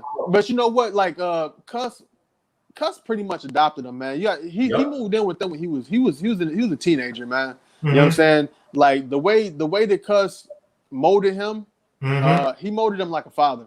Yep. You know what I'm saying? He molded him like a father, and man, just looking at some of the training, the training of a young Mike Tyson was so amazing, dog. Amazing. That low step, the what is it called? Not the turtle shell, the Philly turtle, but that shit where this dude got low, the bob, the peekaboo stance, bro. First of all, like you said, to anybody who hasn't seen it, go watch those training videos. They probably have them on YouTube. But I'm like, yo, bro, I would never even want to train with this. He's an alien. You see how quick I'm like, yo, something's wrong with this dude. His fast twitch muscles are just stupid. But please continue. You see Mike Tyson. Go ahead, bro. Go ahead. Well, no, he is short. Yeah, so instead of grabbing short. There are people who saw Yeah, it. when you shorter man, you got great. Shorter man got better center of gravity than a taller man. And the That's problem true. is, Facts. Mike I'm a short guy, Mike so would be yeah, I agree there, with that. and Mike would faint. And see, everybody think, Mike would do that fake ass. Oh, I'm about to do it and duck, and everybody be sitting there swinging low, and then he come up and just whack. And Mike was just that one where he could shift left or right, and he was damn near making an L with his body when he was doing it. So my He question was just again to flexible all, that way. three, beginning with Shyt. How the hell did he lose to Buster Douglas in He lost to Tokyo? Buster Douglas because he lost focus, man. He wasn't living right. Yep. And Buster Douglas' moms had just passed away. You know what I'm saying? His mama just passed away. And he was extra motivated. He said it before. He's like, "Mom, I'm gonna do this for you, mama." You know what I'm saying? So he went in there extra motivated. Didn't give a fuck about the outside world. He lived in the fucking gym. Got a good game plan with his corner. And was physically fit. Really, the only real time that he was really actually physically fit to really fight. And he had the physical dimensions to beat somebody like Mike Tyson. He was long and rangy enough, but thick enough at the same time to go ahead and do that to Mike Tyson. You know what I'm saying? Especially Mike Tyson on the off day. I was at the NBA All-Star game that night in Miami, and the players were screaming that Mike Tyson just got knocked out, and I couldn't believe it, bro. And I wasn't a Tyson fan, but to lose to, as they say back in the good old days, the tomato can like Buster Douglas, one hit wonder. I can't explain that, bro. Go ahead, Legion. I can't explain that. No, I mean, when you watch was the a Tyson puncher. fight, Buster Douglas fight, definitely, Cypher, you came with it. Like, the dude Tyson was not focused. Buster Douglas was able to stay in there, use his jab, and then throw the combos to throw Mike Tyson off, and Mike Tyson never recovered. Like, Mike Tyson, you see the lack of discipline in this fight. Yes. He really wasn't going for the people. Mike Tyson, unfortunately, he was a headhunter. He turned into a headhunter, a great skill. He turned into a headhunter against a guy with size, but usually when you fight taller guys like that, you got to work on going to the body. You got to use your speed. It's not about necessarily power. It's about throwing those darts. And yeah, Buster Douglas was focused, but then, I mean, look at how he lost to Holyfield. He wasn't as focused anymore, man. Holyfield, I mean, a different fight than Tyson. But Tyson was just not, he was not in the right mind, man. If this is a Tyson, if this is a Tyson trying to do the peekaboo, go to the body, set up shots, move away, use that speed and that footwork, bro. This is what I say, man. Boxing to me, this is why it's one of the greatest sports of all time, man. Okay, now before I give it to Jefferson, give me a second. My bad. You know me, I read the chat rooms, okay? Evo Sosa, facts. Tyson said he was coked up earlier that day. Douglas was in a zen zone from the death of his mother. Tyson lost himself. Mm-hmm. Big time. He also didn't let the fear of Tyson persona get to him. And Evo says, facts to my man Big Time, both of them talking in the chat. Go ahead, Jefferson. Your feelings about that fight that night. Here's the three things that the reason Buster won, Tyson lost. Okay. His stepdaddy was dead at the time, just shortly beforehand. The trainer that was his assistant, remember, Mike Tyson got in trouble with the assistant because apparently there was an issue between the corner man's daughter and Tyson at one point in time. Yeah. And they had a big falling out, but they worked it out. But Tyson never really gelled with the dude because it was always a back and forth. And even the trainer said, yeah. Second, Tyson. That's the white dude, right? The white dude on ESPN, right? Yeah. The guy that was in his corner right after Cosimo, I can't even say his name, but he died. That was the guy that was in the corner with him. Teddy Atlas. Yeah. That was the guy. And then the problem was I can't hear y'all, man. So Tyson said, all right, bro. No problem. Tyson said, look, I did kind of went a little too far, but Tyson was Bucky and crap. But then the second thing was he partied his ass off in Japan. There was Japanese girls just falling out the sky for his ass. So he did, but he didn't believe. I mean, he looked the fight. Buster Douglas Buster Douglas can take a punch. Mm-hmm.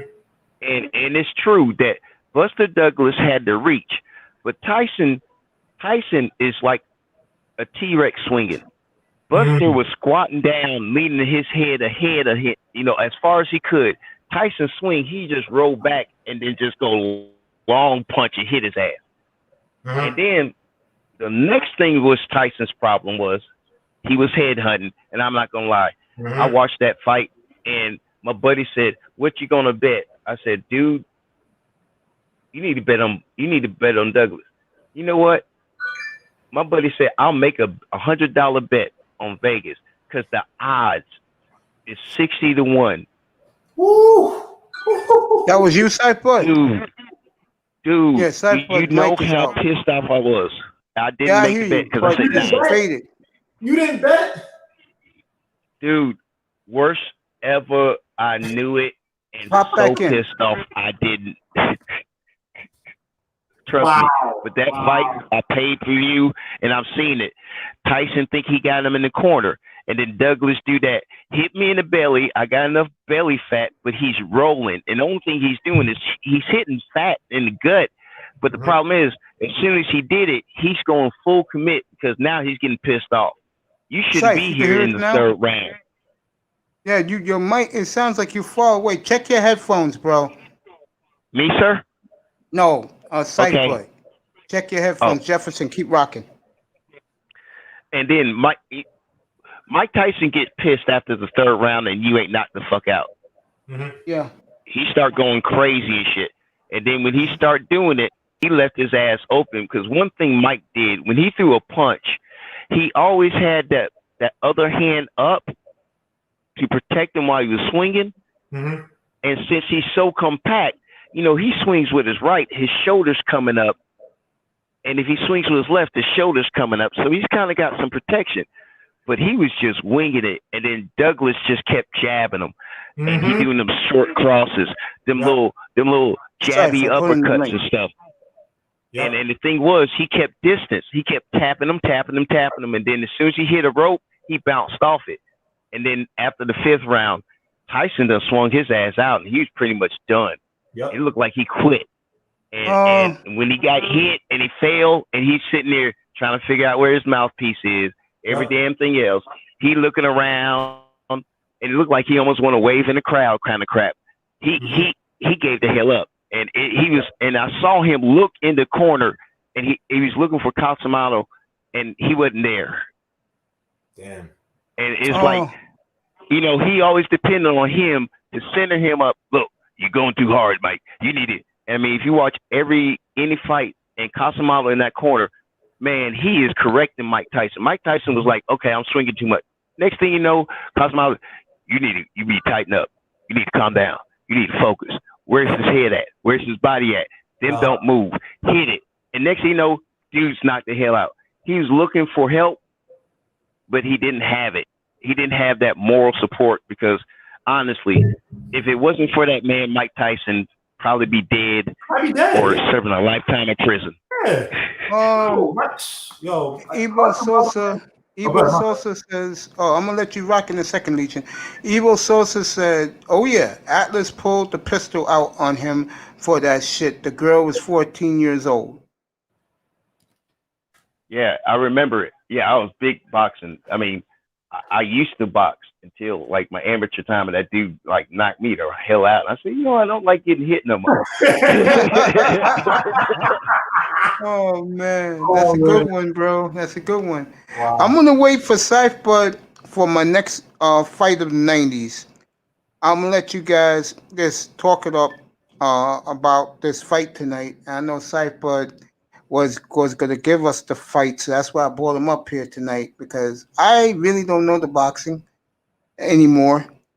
Since the last fight I saw was Fan Man. Remember that, guys? When the guy came in the parachute. Oh, that was Riddick Bowe. Holyfield #2. Oh yeah, a rematch. Damn, you haven't watched this. Yeah, I give Holyfield credit. Holyfield was the one boxer I hated Holyfield. He said, I'm surprised you boxing that well at your age, as long as you have, and as many fights you had, because Holyfield didn't dodge a fight. My man, Holyfield did not dodge a was fight at all. laughing. He didn't dodge a fight because he had that damn headbutt. I hate that dude, him. But no, not him, but no, I think that could be some of the most dirtiest fighters, man. When I realized, like, I forgot who told me, but it was somebody who trained. And he used to tell me, like, yo, look at, like, when you see Holyfield, like, he basically told me, he made me hate Holyfield. He's like, yo, look at Holyfield. When he does, like, when he's coming in, like, you purposely hit the person with your head, especially if you have, like, a sharp ball head or if you have, like, a strong skull. When you come in that knock, even though it looks innocuous, it looks like nothing's happening, you're hurting somebody. It's like you're throwing little mini jabs. I'm like, what the hell? Are you serious? Then when I started doing it, He was always right there when you got close and clinching, and you know where they switched their heads over. That's where he knotted up everybody's head. And then he like punch it and it's cut, and then the fight's over because they bleeding out. They can't stop it. Yep, and he said, true. He told me watch all the dudes with strong, like sculpted skulls, right? The ones that's like you can see the imprint of their skull coming out of their skin.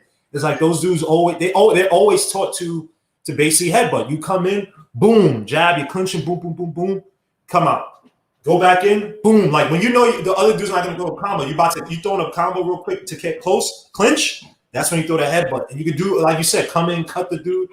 I was like, yo, this dude is so effing. And that's why, and I'm not saying Tyson was right. That's one of the reasons why Tyson said he bit him, because he was like, he's throwing all these headbutts, and he just got frustrated. He's like, yo, what was calling it? He's like, yo, I can't keep doing this. You know what Tyson do, right? Tyson does that damn hook with the elbow or the uppercut with the elbow. And see, Holyfield just wrapped his ass up and was just headbutting the shit out of his ass. So that last time he headbutt him, I saw that cut on Tyson's damn head. And Tyson went back and pulled his teeth out and said, nah. That's oh shit. Oh man. Nah, wait, Mace, who was gonna be your next big fight of the 90s? You say you had another fight. Riddick Bowe, Holyfield, the first one. Oh, Holyfield, the first one. Did it? That was a classic. Holyfield won that, right? No, Riddick Bowe. And then Holyfield won the set. Yeah, he was Riddick. No, Holyfield won Fan Man. That was the rematch. Yep. Holyfield won the second one. That was Fan Man. The only dude he didn't headbutt. That's the last in the series. When Riddick Bowe that first fight, he went across that head, and then Riddick Bowe, as soon as he went across that head, Riddick Bowe ripped his arm out and Hells yes, ass straight in the temple with that damn thunder was dog. a war. That fight was as good as it gets. Like, okay. Before the Holyfield ain't flinched no more. That was a good fight. That was one of the ones. To me, that was the fight of the 90s. That was one of the ones to where I'm serious, y'all. You see both of them. It's like Muhammad Ali and Frazier. Yes, I would agree with that. It was that war. Good. Like, I don't watch this again. I do remember Riddick Bowe being a good talent, but I remember he got fat. And I just remember the Galata fights where he kept getting low blowed. Yeah. I'm telling you, Bowe, Holyfield, number one. I think it was back in 1995. That was the first one. I think the first one was 92. Yeah, the first one was 92. They said 92? Okay. It was fighting in 92, by the way. So yeah. That fight was a war. That was as good as it gets. That was a real heavyweight fight. That's when Butterbean started to fight, and Morrison, I saw him as an amateur, I think in the Olympics around the 90s. He came out later on, because that was right around the time where it was, you had middleweight, you had heavyweight, you had lightweight, and we were kicking ass in the Olympics with boxers, and it was like a farm league with the Olympics and stuff. Yeah, I was telling Shyt earlier, Jefferson, but the 84 Olympic team was as good as the 1960 Olympic team with Ali and Norton back in 60, and Foreman and Joe Frazier. That '84 God. team. God bless Mark Breland's soul. You know, Mike Tyson didn't make that team. Believe it or not. Yep. And you Yeah, know he did. he was blackballed out. He was blackballed out. Yeah. He should have qualified, but he was blackballed out due to uh the other trainers, the fighters didn't like him too much because He Tyson was was ghetto. private. That's why. He No, was pure hood. Tyson don't talk like Tyson now. You serious? This is the most Tyson ever talked. Tyson be like, I yeah, agree. okay, I just hit him and he fell. Yeah, serious. Every review though, he was just weak. I hit him to the body, and then I went to the head, and he was just down, and I won, and that was it. That's about as much you get out of Tyson. The manager took over the whole damn conversation. He got up, went to the damn thing, start punching brick walls with his fist. Oh God, he fucked up that damn wall. That one night, I don't know what the hell happened. I've By the seen way, the Ebo story and Sosa seen the said, picture. facts, Mace. Bo Holyfield 1 was legendary. Was it the second fight only due to Bo not wanting to fight Lewis? I guess so. I guess so. I'll tell you one Yes, thing. Lennox yes, he Lewis was was a... dodging Lewis. He was dodging Lewis because Lewis would have whooped his ass so quick. It would have been looking like Sugar Ray Leonard just throwing jabs all day. No one wanted to mess with Lewis that damn time because he was just on a tear. He was good. He could move. He could dance, and he didn't move like a heavyweight. He moved more like a middleweight. Lewis was good, but you catch him right, he fell like a goddamn Yep. sack Prince of potatoes. Nassim and Oliver. The dude that went crazy. Oliver McCall. Yes, I remember that. Yep, I remember him. First fight he got at Lewis, man. I'm telling you, you have size and you can stay in there. You got that chin. I mean, I think it was it Razor Ruddock who even said that Mike Tyson said was one of his. Even though I mean he got Razor Ruddock. Crazy. Yeah, but Razor Ruddock. Razor was a hitter. Yeah, Razor, man, I'm telling you right now, I saw a fight with Razor, and he hit him. I'm in like the 10th row, and I can hear a thud as he hit the dude. And you can see the whole body of the dude just like stunk, and he just fell over. I was like, dude, what the hell was that? That wasn't even a hard hit. Dude had power. He had some power, and he had a chin. And you can knock him down for 12 times. He still get up. They had to stop the fight because they say, look, man, you've been down too much. No, we okay. Yeah, they don't make it like that no more, man. They just don't. It's a shame, too, because, I don't think there's anything better, fellas, than a good title fight if the fighters are legitimate. I mean, I'll tell you one that's disappointing, okay? They should have had, what's my buddy? Pacquiao and Mayweather 7 years ago. You agree with that? Man, yes. That should have been right then and there. That should have been right then and there. I mean, if we had to pay $100 just to see the pay-per-view, just so the damn price would have been paid for them to get in there. But be honest with you, both of them were dodging each other because one can. I mean, honestly, one's fast, but the other one's just as fast. And the thing is that, damn, I'm gonna hit him, and he's gonna take it. Am I gonna be able to take the hit back? Because Pacquiao, for a little man, dude, Pacquiao used to be going sparring with heavyweights when he prepared for a fight. He wasn't playing around. Pacquiao went with heavyweight. And that I'm serious. I'm serious. That dude right there, he wasn't ready. He said, nah, I'll catch him later. And he still would have got his ass kicked later. And he will have had one mark on his thing. And you know what? I can respect the man. If I want to walk out with a perfect record, if there's one man gonna kick my ass, I'm gonna dodge that man.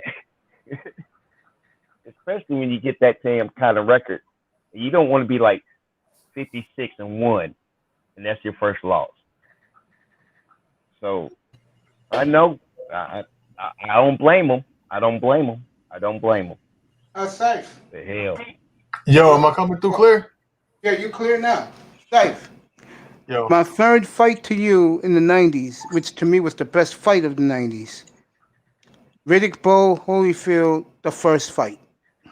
Yeah, man. I heard y'all over there cooking, man. Shout out to the brother, Mr. Jefferson over there. Yep. You know what I'm saying? You know your boxing as well too, bro. Hey, I would say sure goddamn boxing info with another boxing head. Just like that. Ain't nothing like talking boxing, man.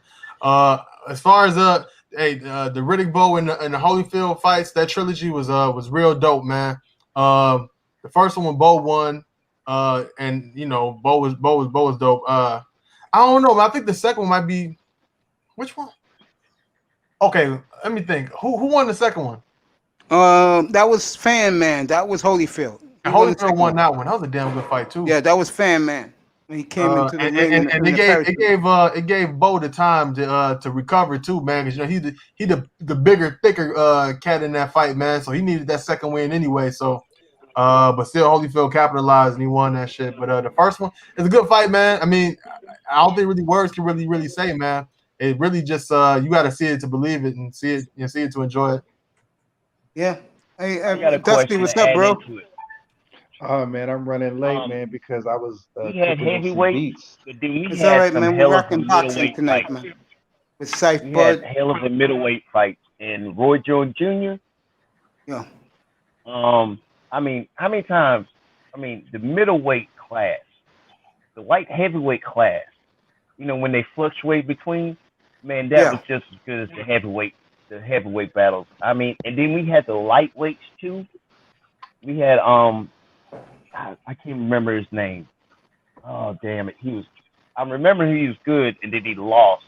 And he got his ass he almost got put through the ropes with that punch. But it was just quality. Yes. Boxing from the lower weights all the way up to the top weight. So you had a good battle. I mean, there was cards where heavyweights wasn't even on it, but there was middleweights and lightweights and all them, and it was still good. That's what boxing's missing. If you got like a few good solid heavyweights, you need to be. I mean, I wish you would go back to the original 3, and then every other division is you working your up to the top 3 divisions. All these divisions, like you said earlier. I mean, come on now, the IFCA, South Atlantic Conference title and the Western, Eastern, West Coast. I mean, you don't need this many damn. Yeah, but you know what? In defense to that, I hope I ain't making too much noise, man. I got no headphones on. My phone died on me. But in defense to that, man, like boxing is grown more as a global sport. So you got more and more contenders, and which causes you to have more sanctioning bodies. I would say y'all brought up when Riddick Bowe. Riddick Bowe really fucked up the game really when he threw his WBC belt in the garbage can because he didn't want to fight Lennox Lewis. And for the longest time, it was the heavyweight undisputed title was on display on each one of these heavyweight championship fights, and he split it up to when he threw away his WBC belt, and that's where you see like the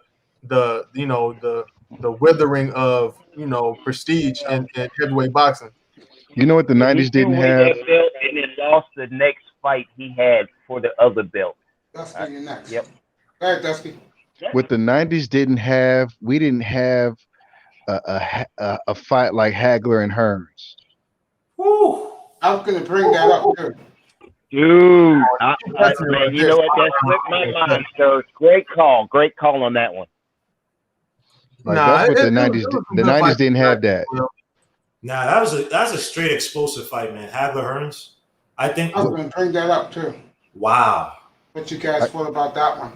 Like I mean, there hasn't been a single fight that's been that good. And then the problem with boxing now is that all the athletic brothers is going to the cage. And it's sad to see because I've been in the cage before. I fought in the cage. The money ain't the same as boxing. Let me ask you this, my brother. For you, let me ask you this. Uh, you see the popularity of the cage. Why you think that is?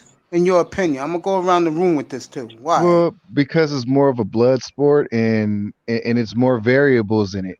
The thing about like I said, the thing about the cage is the money ain't the same. Dana White collecting all that money, and the fighters ain't in a position to really demand a 10 or 20 or $100 million a fight. They're not in that position because the way that their infrastructure is set up. You know, the most I ever got, I fought 32 times. The most I ever got was 7,500.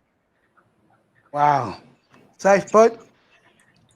All right, I'm gonna get on my soapbox on this one, man. I'll put it like this, man.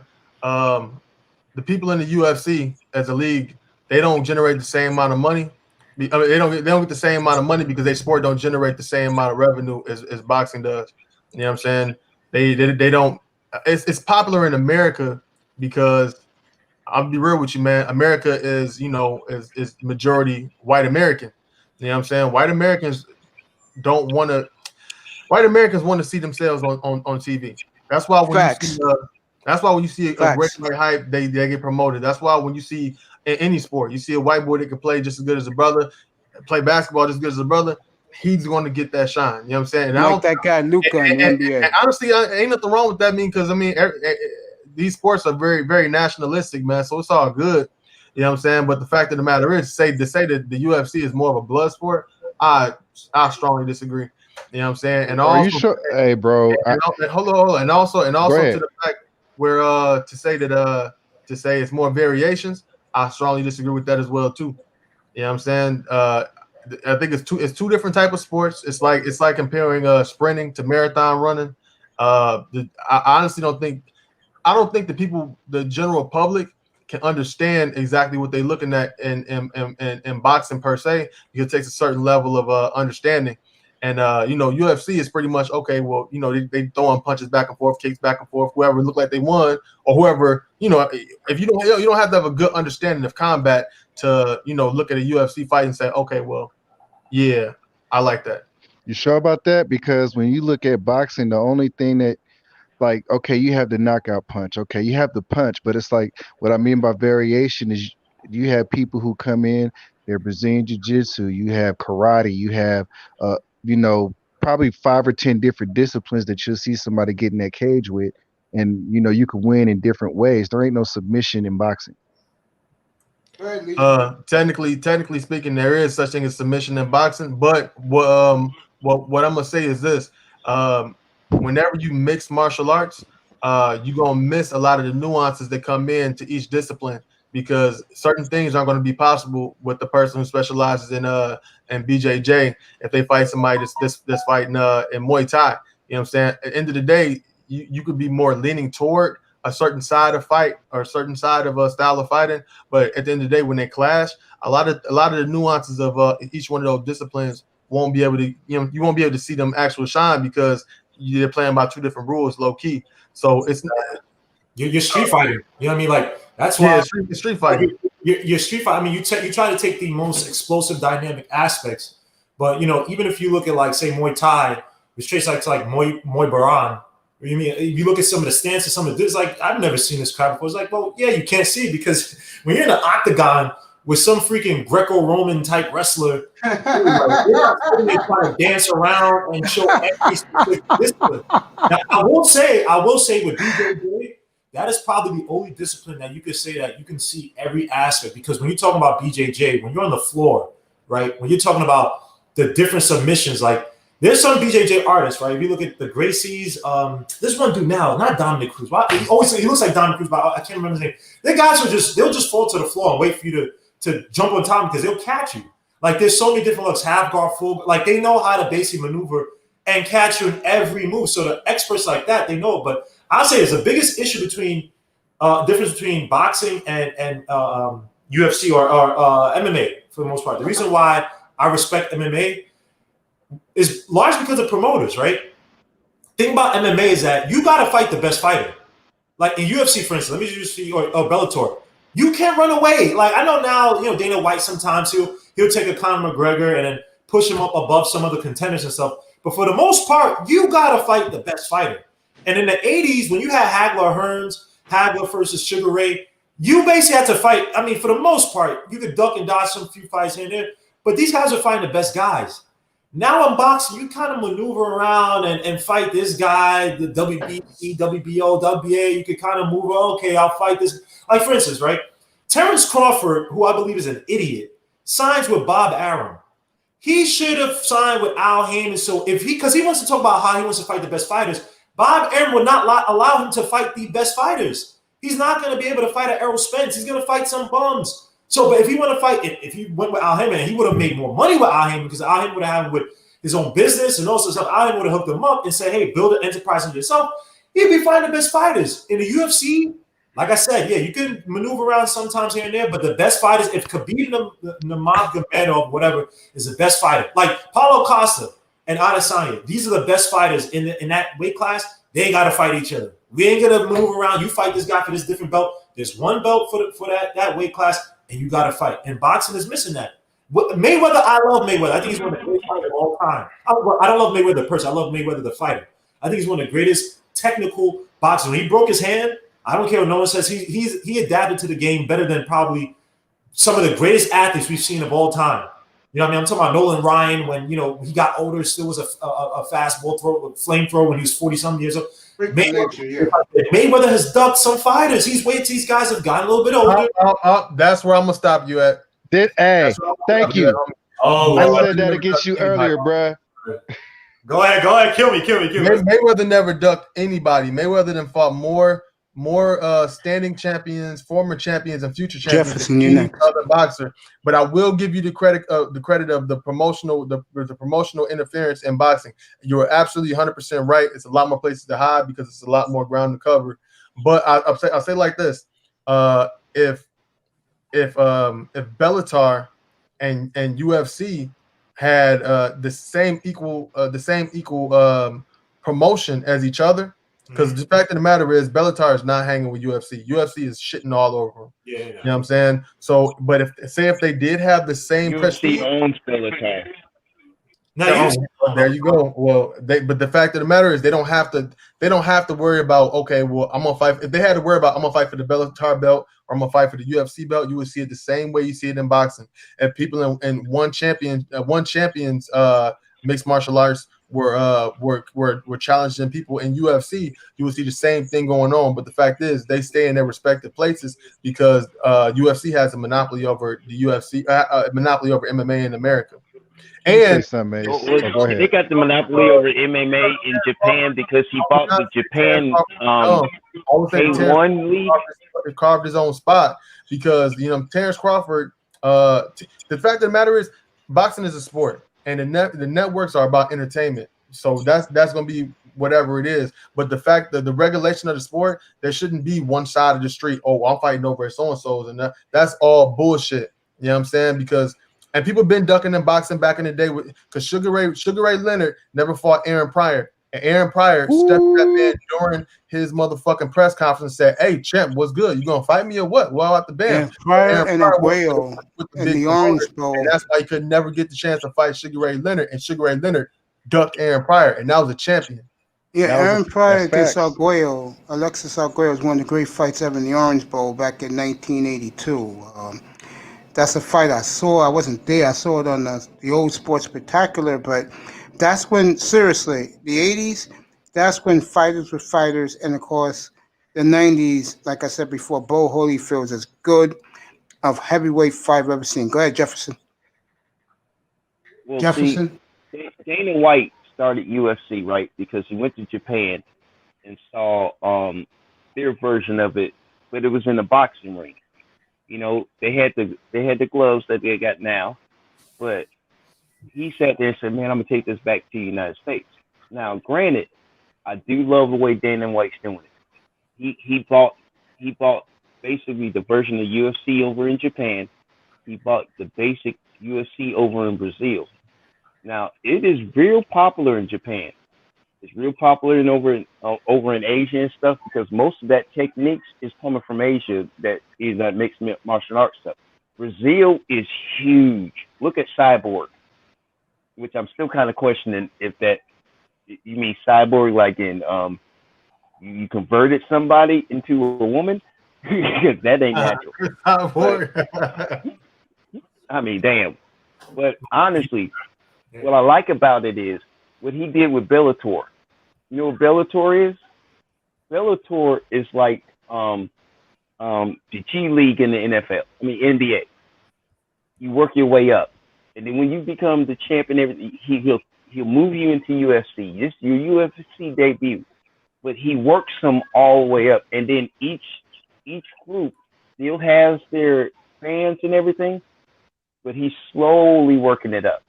I think he will be having those $1 million, $2 million, maybe a $5 million, fights coming up. I don't think it's going to be the 100 million and stuff like that anymore because boxing kind of got crazy with it at the time, but they had so many good fighters. And the reason, my bad. Go ahead, Bob. My bad. It's just you couldn't dodge a good fighter because you dodge one, you had to fight another one. It's just now people. I guess as we grow up, we want the UFC got the violence and the joint pulls and everything else. But then also other sports been pushed up too because parents don't want their kids to be knocked the hell out and stuff like that. I mean, all physical sports, from karate and everything else, they'll put them in as a little kid just to get them up to like a little red belt or something. They learned some lessons and stuff, and then they pull them out. Most of these people that's doing UFC and everything, those are lifelong people, and those are the good ones. Now you see a lot of guys. It ain't been around long enough for that, man. Well, I'm talking about the ones that like you said, the Gripplers, the Gracies and stuff. All them, those were lifelong. Now, guys, it's kind of like a CrossFit version of martial arts in UFC. And you also know why that is, right? Go ahead, sir. If you think about it, back then when you didn't have the UFC, right? A lot of these guys had to showcase. I mean, the art itself. I mean, it was because like you said, like now it's like CrossFit because the money's there, right? So you could come in. I don't have to learn behind Gracie, blah blah. But those guys, they took it. There were houses from Japan, Brazil. You know what I mean? And you had other low key tournaments where you actually had to go. So you had what's this thing called? The one with the open hand fist. The one that Bass Rutten used to be in, starts with a P. I can't remember. Panko? Pride? Not Pride. I'm forgetting what it's called. But yeah, back then you had these houses, basically like the House of Gracie, the House of this, and they would build up, but it was more like a lifestyle thing, right? So the Gracies, I mean, it was like, you basically come in and learn. You basically under a family. Basically like a family. It's basically like a family thing. But now, because the money's there, or at least the allure of the money's there, you don't have to come in and learn under a house for 5, 10, 15 years. You just come in, learn maybe for a few years, get your black belt, start fighting, and then make money. So, but I still think UFC, man, I like the model way better than boxing. And boxing, okay, maybe I'm wrong with the Mayweather stuff, because I do remember Pacquiao, who I believe was cheating. I remember Freddie Roach came out and was like, hey, Pacquiao did ask Mayweather, hey, what would happen if I got caught with blah, blah. And I was like, why would you ask that question if you're not taking it? He was all scared to get the needles, even though he had a bunch of tattoos. So I'll give Mayweather that. But boxing, I mean, it's going down because, look, the money fights are there, but if you have to duck and dodge, I mean, come on, dogs. Like Sergio Martinez? That's wait how long to get like a fight with Saul Williams and shit? Like, come on, man. Like, the reason why boxing fell off is because there's not a black American heavyweight, and all the black American heavyweights are going to the cage. That's true. Or football. It's like there's not a lot of young brothers growing up like, you know what, I want to box. They going to the cage because that's what's sexy right now. And I wish that, like me, if I can go back, I would have went to the boxing ring because that's where the money was at. And really, the cage is just a meat grinder, and you're gonna get grinded up. That's a fact. Yeah, definitely.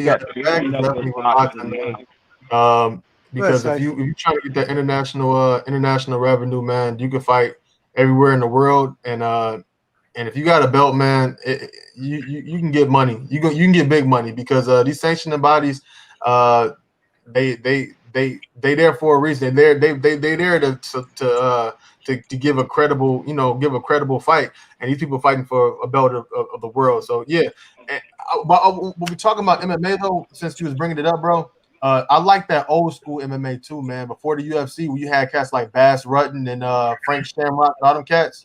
Mhm. I like that shit, man. Them motherfuckers.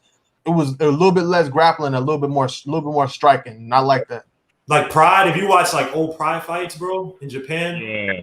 even though I will say with Pride, they were controlled by the Japanese mafia, so there were some BS fights here and there. But when you watch guys like, there are guys who like, what's this guy's name? Rampage Jackson. I know everybody sees him in the UFC as this guy who's just a brawler, but when he was in Pride, bro, in terms of wrestling, he beat one dude by basically not pile driving. He suplexed this dude like 3 times in a match, and they had to call the dude was knocked out. I'm like, wait, hold up. Rampage Jackson used to fight like this? He powerbomb, dude. I seen that. Yeah, he powerbomb. Yeah, I'm like, you bugging. And then even who's this dude? The Brazilian dude, the axe murderer. They call him the axe murderer, the one who got like facial surgery and shit. Brazilian dude. But he dominated Strikeforce, bro. He came to UFC still okay, but he wasn't as good. Machido. His name Machido, right? Say it again? Is his name Machido? Wanderlei Silva. Wanderlei Silva. That was his name. Oh, okay, I got you. And he killed it. And like, if people don't know, go watch like old clips of Pride on YouTube, bro. And you will be like, damn, man, UFC still. I think UFC is still good now. Don't get me wrong. I don't think it's kind of hard to try to cheapen it up. You know what I mean? I even seen some female fights, like Chang versus Jedrick. And that chick out of China is deadly. Bro, did you see that fight Woo! against That's what Jang versus Jedrick. Jan Jedrick, whatever the hell her name is. Bro, the one where Jedrick, her face knotted up like crazy, where it looked like a freaking. It's Jang versus Jed. Can't pronounce his name. Jed. Yep. That Bro, girl face looked like she hit a brick wall going 90 miles per hour. Bro, but Never it was at first Jang was dominating, and then Joanna Jedrick, that's her name, Joanna Jedrick. She was coming back, and then Jang found like a second gear. I would say this: I don't care about WNBA, any of that shit, but when I see women fighting, I have the utmost because you can't hide. It's like WNBA where they can sit there and try to polish it. Oh, this is a great sport. And you're looking at it like, yo, this is trash. Female UFC fighting, bro. Oh my gosh, it is. When what's her name beat who's this bum? When Holly Holmes beat who's this annoying chick? The one that retired.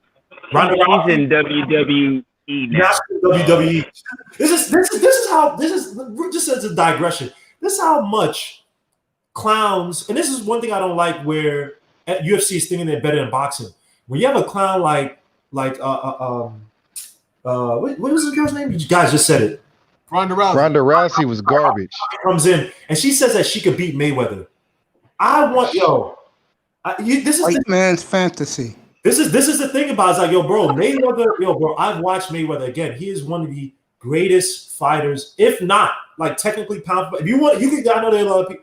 Bro, he broke his hand years ago. Get out of there, man. Get out of there. I know, man. This woman stuff, bro. I respect your opinion, bro. I agree. It's rude for a woman to say they could beat somebody like that chick from the WNBA said she could kick this dude's butt because he had a bad game. When Cynthia Cooper says she can whip Jordan one-on-one. Oh my gosh. Or Clarissa Shields. Hey, what's her name? What's this girl? The new Clarissa Shields did say that bullshit. Who's the one Clarissa Shields said that about who'd she say? Porter? Sean Porter. She said she thought she could beat Sean Porter. Like, Sean come on, Porter, knock it off. Beat Sean that man back. Sean Porter knocking out motherfucking 6'5" niggas in real life. They really watch the stuff on TV. Big time. Get up here, bro. Whose fast muscles are non for real. And you're talking about championship fighters, guys who throw 1,000 punches in an hour just training. 1,000, they probably throw several thousand punches in a day. You're talking about their muscle memory is, and you're sitting here trying to say you can fight a man. And Sean Porter be a lose-lose because if you actually fought Sean Porter, first he's not going to lose, but if he lost, it'll be, oh, you could beat him. And then if he knocks it out, they'll probably lock him up and say, well, this is just too much. This was just, this was abuse. Really? Like, Clarissa Shields is not even a skilled woman. She's nowhere near a Layla Ali. She's not even that skilled of a fighter. Oh God, no. Oh man, I wish that fight would happen. And Ali go ahead for 6 months in training, knock her ass out. Go ahead. Life, go ahead. Clarissa Shields is she's definitely skilled. She's a 2-time Olympian. yeah, Knock it off, bro. Gold medal Olympian. She's not skilled enough to fight a man, bro. oh, not She's not. Ali. We talking about Ali. We talking about Layla Ali. Layla Ali would put them tips on her, even as an old lady. Oh yeah. No. They different weight classes, low key, man. fight I don't know why like they're trying to make it like it's something, man. They different weight classes. Layla Ali was a heavyweight, and Clarissa Shields is currently fighting at junior middleweight.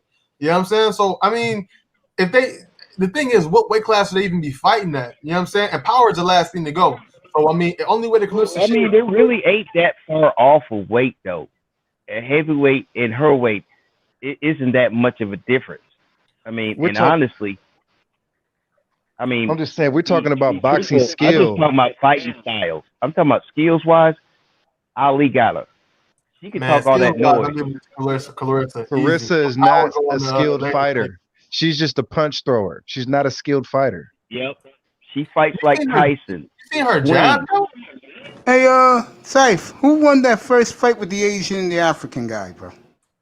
Oh, the Asian nigga knocked him out. Oh, okay. Hey, the Asian about the second fight? That nigga, man. Who won the second fight?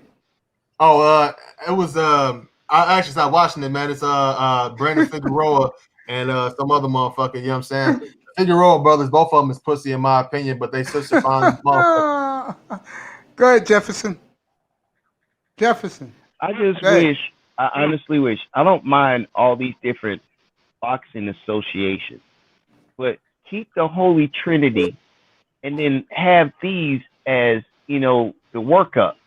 I mean, I don't mind, but you can't be, I mean, when a guy says, I'm the heavyweight champion in the world, you got to say, of which division, which group, what this. And then you still got to sit there and say, well, you ain't WBO, you ain't WBC, you ain't this. No, I'm the IBF EIA championship in the world. What?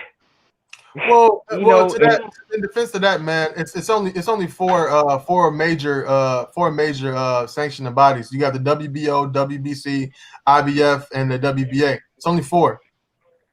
Yeah, but why won't they have a second tier for all the other boxers to work their way up to that tier?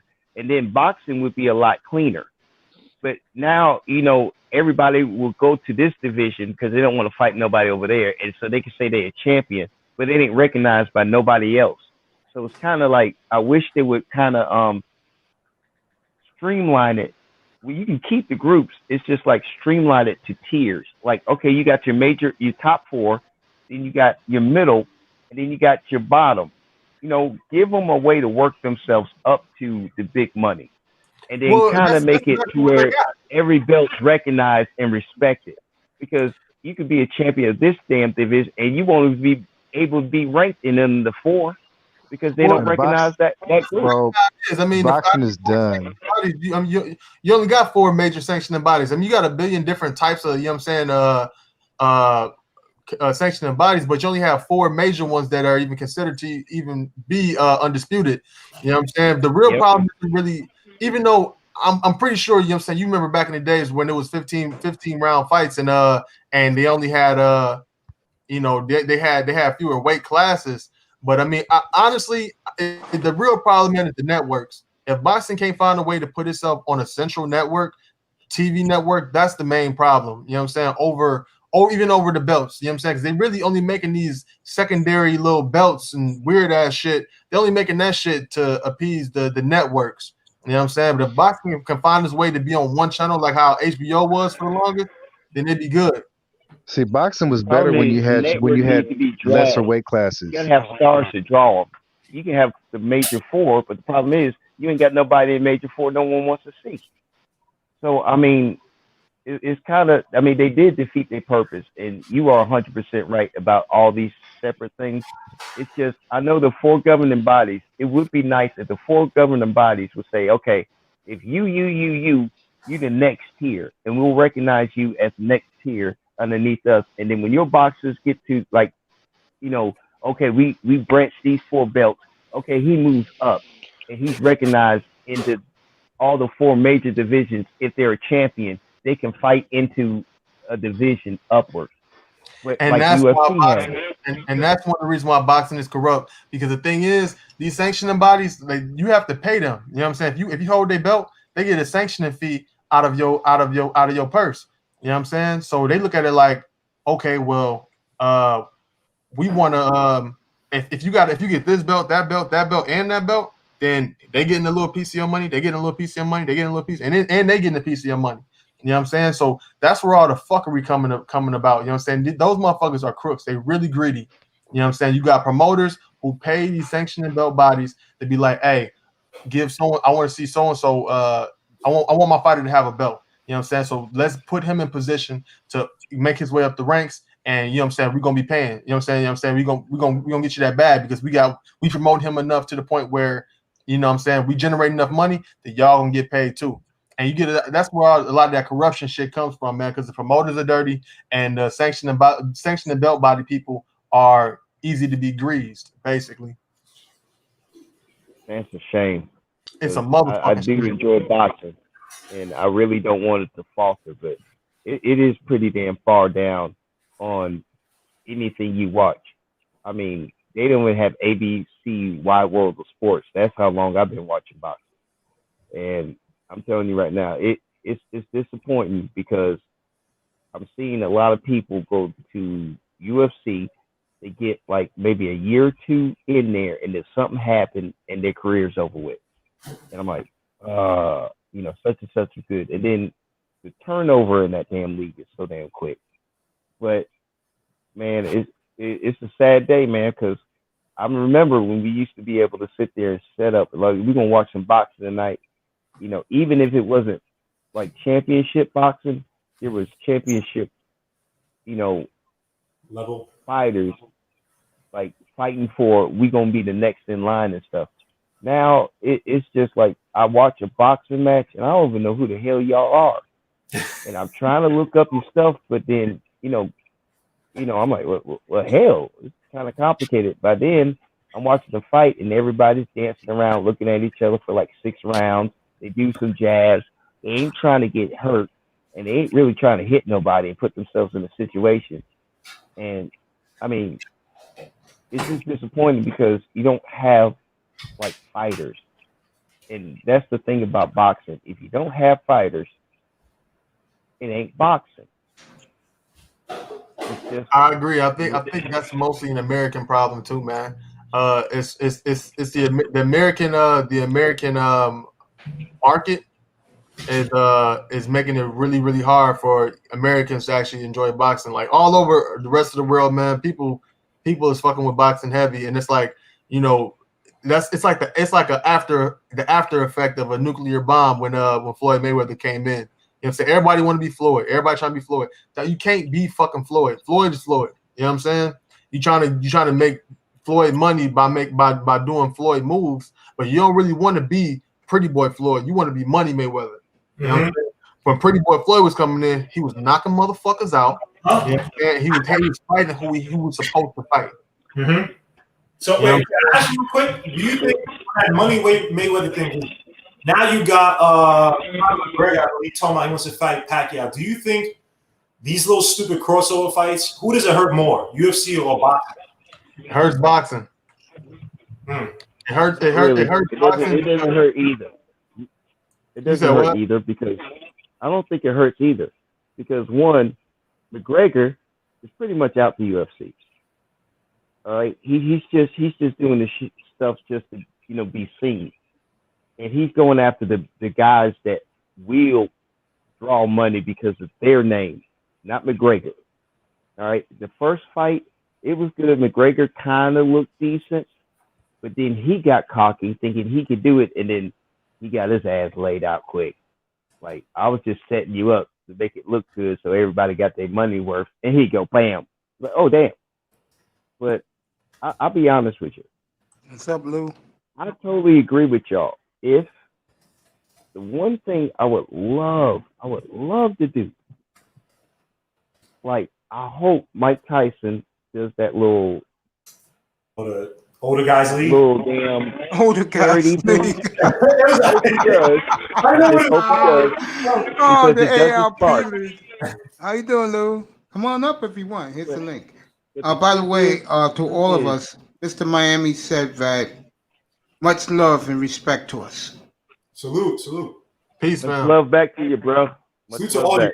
brothers, man. Salute to all this. Salute to Mace, man. For having us. And the sad thing is, man, like Mayweather, you know what? He was the last one that came out of the great era, and he was the youngest one coming out the great era. That's why we still remember him. That Magic, he was the last one out of the 90 2000 area, Yeah. and he's the only one. Ooh, come up. I Now, put the link. everybody else, it just dropped out, and people just, I was like, it is disappointing, man, because damn, I mean, that's how I learned to fight. You know, I'll tell you like in the this. gym, jab, do all this, and I grew up with it, and I don't mind the rest of it. It just would be nice to see a good old stand up. You ain't grabbing, you ain't cheating, doing all that extra stuff. It's just fist on fist. You got the rules. It's clean, and it's a damn good fight. I agree. Them days, I'm scared. Damn it. Only reason, I hope the Olympics come back because that might be a solid fight. Because you know what? Last time I saw a good fight was the Olympic trial. So let me read this. From Big Time. NBC Contender a few years back. What do you all think about that? Did a show like that help boxing, or did it even change and help the narrative to boxing now? Cheers to the panel. Thank you, sir. I grew up watching Evander Holyfield. Didn't know he was that sick until tonight. That's slick until tonight. Yeah. Yeah, we know who he was talking about, Lou. You want to come up, Big Time. You want to come up. Yeah, you know. And Cypher, see what you caused tonight, bro. Yeah, man, the motherfucker. All this boxing. Yeah. I'm not some soldiers out here, man. Hey, man, salute to the manosphere, man. I just like to see brothers, of like minds being able to talk about things we all appreciate. Mm-hmm. I agree. Yeah. And thank you for bringing boxing to this platform, my good man. No doubt. Speaking of what he said, you even make Mace remember some of his old fights. He's like, you know what? That was a good fight, though. Remember that one? He calling up history. He's like, yeah, I quit watching boxing probably at about 2000, but damn it, anything before that, I might be with y'all. Evo Sosa gives salute to Cypher. Salute, Ebo. Hey, but as far as that contender fight, that contender show, that was a good show. I liked it. You know what I'm saying? I liked it. Actually, a couple cats did make good careers off the contender show. Ishe Smith made a career. Who else made it? Who else made it pretty good? Brandon Adams. Brandon Adams actually fought Jamal Charlo. You know what I'm saying? The boxing reality show, in case you didn't know, it's a show called Contender. It was produced by Simone and Sugar Ray Leonard. Yep, I knew that. Yeah. You know, they had a couple seasons, and I thought it was pretty dope. You know what I'm saying? Gave people a chance to look at the fighters and their lifestyle and stuff like that is what you really need to promote boxing. You know what I'm saying? Because back in the day, you know what I'm saying, with Sugar Ray Leonard and stuff, you would see him on commercials. You know what I'm saying? You seen Marvin Hagler on the damn on the Pepsi commercial. You know what I'm saying? Or whatever he was on. He was on Old Spice commercials and shit. That stuff is good for the sport, I think. You know they mess with that show because UFC obviously had their show as well too. What you do is that you can't put it on a network like NBC because NBC is too big. So they're trying to sell. NBC's gonna try to sell to everybody. Like the brother said before, if there was a channel that was dedicated just solely boxing, like how UFC used to have Spike, you know what I mean? Just have that one channel so you have your niche audience, but then it grows because believe it or not, if you guys know about it, the UFC show, what the hell is the UFC show? That was basically the same thing where they all be in they're all in Ultimate Fighter. Ultimate Fighter. You know that saved UFC, right? That show saved UFC because UFC ratings were so down that the Furtada brothers or whoever the guy, Furtada, I think Dana White were like, yo, we're losing too much money. And it was that fight. It was that show that brought them. And obviously, the first fight was with Forrest Griffin versus Bonner, and that was one of the biggest fights. Like it's like a UFC classic now because it's like one of the greatest fights of all time, and that saved UFC. Boxing doesn't need to be saved, obviously, but if they had their own dedicated channel, it's a small network where the promotion come all together and say, hey, we're gonna all push into this one channel. Fuck the ESPN, fuck HBO or whoever's there now, Showtime, whoever it might be, Showtime Boxing, whatever. Fuck those guys. Let's create our own network so we have more of a share of the money and pull our shit here. It will blow up. But by the way, before we get right back to this boxing, Miami Hurricanes in the first half is just rolling it up on Florida State, 28-3 now, Miami. So go ahead, continue the fights. This guy, man. Put like this, since you want to talk about college basketball, did Clemson play tonight? Or play today? Who? They play Clemson. I don't think so. Okay, all right. I'm just unfortunate on the Trevor Lawrence watch because of terrible Adam Gase. But please continue. My bad. Whoever was talking, go ahead. Go ahead, Shyt, bud. Go ahead. Shyt. Oh, he got his mic on. Go ahead, Jefferson. Yeah, the Contender Show, I like the Contender Show, and they should have kept it up because one thing it was, you got to know the boxers. You know, you got to know them and what their viewpoints was, how they were going to handle stuff, and it made them human. And like the UFC show, that's what got it because people just saw it and it was still kind of new. They didn't know anybody. They didn't know a name. They didn't know their personality. And with that show with UFC, you saw people who was like, dude, I'm about to kick your butt because they didn't like each other. Mm-hmm. No, man, you in my way. You know, and that added it. The Contenders thing was that, but the problem was the network didn't think it was suitable after a while. It still had solid ratings. It didn't drop in ratings, and then it was just the network. And he's right. I mean, boxing had a deal with ABC. Then ABC dropped off. And then they had a deal with ESPN in a way because they had ESPN Fight Night. But then when ABC bought it, it kind of faded out. I totally agree with that. One question is that Diaz, D-I-A-Z, is that the boxing network or is that just an all sports? They're like all like combat sport because they had a Bellator event on there. I believe they have boxing too. So I think they might be all sports, but I know they definitely specialize or market a lot of their fighting events. Shyt, bud, you back with us? Shyt, you back with us, bro?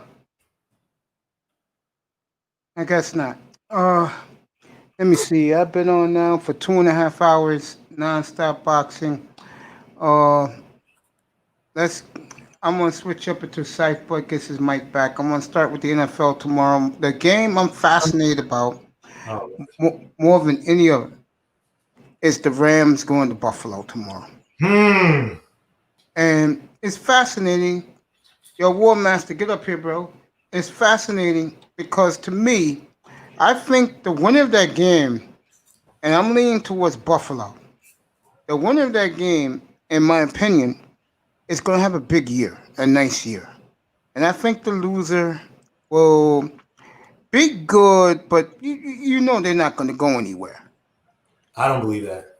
I think if Buffalo loses, I think just because of how the AF East is right now, I still don't believe in the Pats taking it, even though I think Cam Newton surprisingly looks well in that offense so far. Yo, fellas, I'm gonna drop down. I was up in the upper room and shit, man, talking to y'all niggas about boxing and shit. My phone died and shit.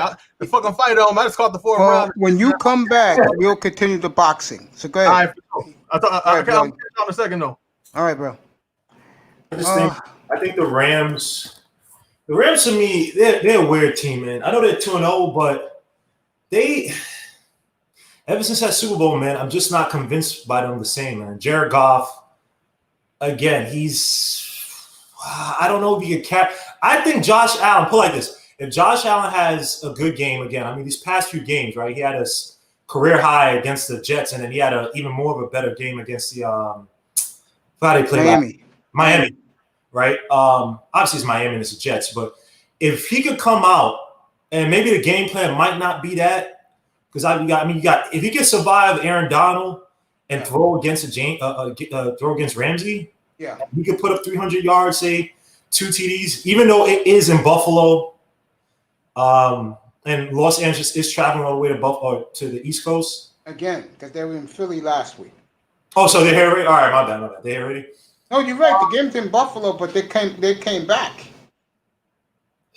Like they flew back 3,000 miles and they came back here 3,000 miles. Oh, that's The Niners stayed in West Virginia for a week. And by the way, my buddy, my main boy, War Master, welcome to the family, bro. Welcome back up here. How are you? I'm doing pretty good, man. How you doing? I'm good, man. Good. Legion, continue about Buffalo and the Rams. So you know the Rams are going to run the ball, right? Of course. I don't know, bro. I think you're being a little bit too harsh on both teams. It's dumb early. But if Buffalo wins this game, I think this says more for Buffalo that they're a legit team. Like they're legit. I wouldn't say Super Bowl team, maybe AFC championship level team. But if they win this, I think they're showing people, because that defense is effing good. It's sick, right? This is the first year the East is open. This is the first year the East is open. But most of the teams that couldn't win the East still look like they can't win the East now, even with Tom Brady and most of the Patriots onto another team. And that's the problem. Dolphins, if they keep continuing it, they can. I doubt the Jets because no. They ain't working. There's no doubt. Buffalo got a chance because I think Buffalo's team, they're trying to make a whole bunch of newer players. Mm-hmm. So they might have it, but the Patriots look good right now because the playbook is clean and direct. But I'm seeing they're gonna have problems. Before I go back to my buddy War Master, War Master, Diane, I apologize, but I'm off. But I'll be listening in the background, put it on charge, and I'll catch you a little bit later in the I'm live, up here for a while, so just pop back up. I love you, bro. Peace, bro. Great Appreciate you. Lose. Great questions, and y'all be good. All right, man. Love you. Be up here tomorrow for the pregame, 11 o'clock in the morning. Commander Lou says, I appreciate myself, secret listening, learning about all the things I never noticed in boxing and MMA. Well, when Shyt comes back up here, we'll continue the boxing talk. My friend, how are you? War Master, what's up, bro? Pretty good, man. I fell asleep a little while ago. Yeah, you deserve your rest. You're on the damn road all the time. Where you at now? What city you in? I'm in South Dakota. Oh, okay. And you up in Dakotas, man. Yeah. How's the situation up there with the plague in the sky? Oh man, nobody care about that. It's people walking around, no masks. Yeah, that's in New York. No one cares about that, man. Oh man, yeah, here in New York. I tell you, after the election, you won't hear this no more. Maybe about like February, people will just give up. Talk, War Master, talk that shit, man. Exactly. It's great, man. You guys rock, yo. A lot of this shit you're seeing now, bro, I'm telling you, a lot of this shit, even the protests, I'm telling you, this shit is gonna fade. So once that election comes, especially if a certain person's elected, all this shit, man. And mass shit is just sad because motherfuckers are losing their jobs over this shit, man. I'm gonna say this right now, for all you brothers here in the manosphere, you better hope Kamala does not get in. Oh my God, hell no. Because if Kamala gets in, black men go get your passports. Yep. I'm so serious, bro. She's gonna, like I said about Kamala. Okay, She's great to look at 8 o'clock in the morning when I'm in therapy and I'm looking at the TV and she pops up. She's tremendous to look at. But her theories and her politics, no thank you. Ty Church, get your ass up here. Yeah, her theories and her politics, no. She was Well, locked thank up you. for truancy. I mean, dogs. Like I think as a state prosecutor, she locked up the most in California. She's like, Yeah, in history of California, the most black men. Yes, she why? locked them And up. I get mad. I talked to a girl who's a former AK because she's in her 30s now. But when we went to school, she was in AK. I'm like, what? And she's like, well, she's a sister. You guys, blah, blah, black women. I'm like, yo, I don't mind if you have a black woman here. I just don't want a politician locking me up for any little small thing. And then she's Exactly. guys that she's helping me. I'm like, she's not helping. Bro, she's locking up. She kept black men in prison who were innocent just to help out when men. Remember when California had the fires? She was using black prisoners. Because I forgot, even it was some other person who's like, hey, like, you know, these people should be released. And she's like, well, we release them, it would disrupt the labor class. This free labor of prisoners that we're using who are actually innocent, some of them are innocent, like we're using them to put out fires. Like, come on, man. She's a demon, man. I don't know. She could go to hell. I don't know why. All that black. Thai church, you could watch your goddamn pokies or hokies get up, get your ass up here. War Master, what's your itinerary for the week coming up? For the week, I don't know. All I know is about the next 3 days. Supposed to head down to go down into Vegas, deliver. Don't know after that. Okay. You're gonna be on Vegas for a while. Man, I love you. You know that, man. Me and you, bro. We came into this shit together, bro. Right. You know, I've been thinking about going to get me an H6, man, and a camera, man, and just drive down the road and just record shit. oh, that would be sweet, bro. That would be sweet. A real pro camera and just driving down the road, man. That would be sweet, man. Bro, actually, you should make that a show before someone else does it. Like, just I know we got ice road trucks and shit, but just make your own shit and put that on YouTube, bro. You probably get a lot of views because you know you're gonna meet mad hookers and mad crazy. There ain't no hookers on the road no more. Oh, really? There ain't no hookers road. No, not especially at truck stops or anything like that. Nah, they may be doing some online stuff. God damn, a lot of damn noise up in here. It's just, man, like hookers are like they're so like 10 years ago. I rarely ever see any. Cause you know I remember I seen this one, right. She was about pretty as Winnie from the Wonder Years. And I had this girl I was seeing. I had her riding with me for a minute, and man, I'm glad I had the windows up. She was lit. I'm like, why are you so mad if this woman is trying to get money from this man for some pussy? How does that affect you? But hey, some women, they feel some kind of way about prostitutes. I think I don't really have that prostitute. I think they're jealous that a prostitute that she could be a hoe and dudes are okay with it because they just want to get some pussy. But if she's a hoe, I'm not saying a girl, I'm just saying any woman who's not a prostitute. That if she's a hoe, right.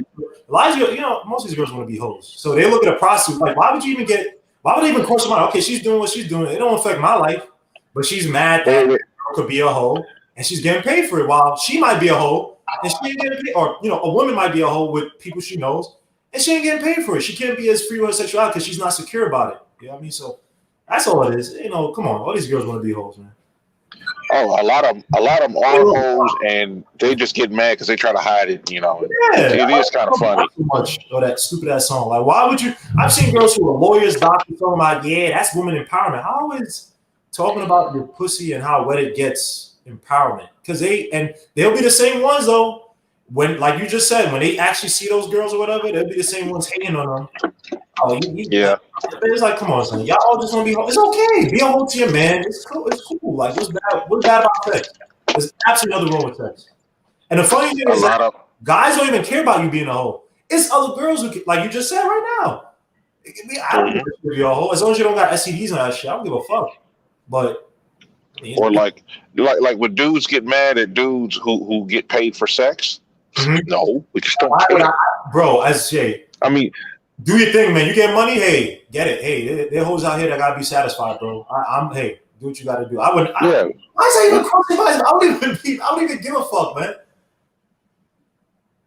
Yeah, it's like, what does the modern woman have to offer other than what's between her legs? Exactly. She refuses doing She refuses to do everything else. Bro, you wonder why women are so jealous. I was talking to a chick at a coffee shop, works at a coffee shop.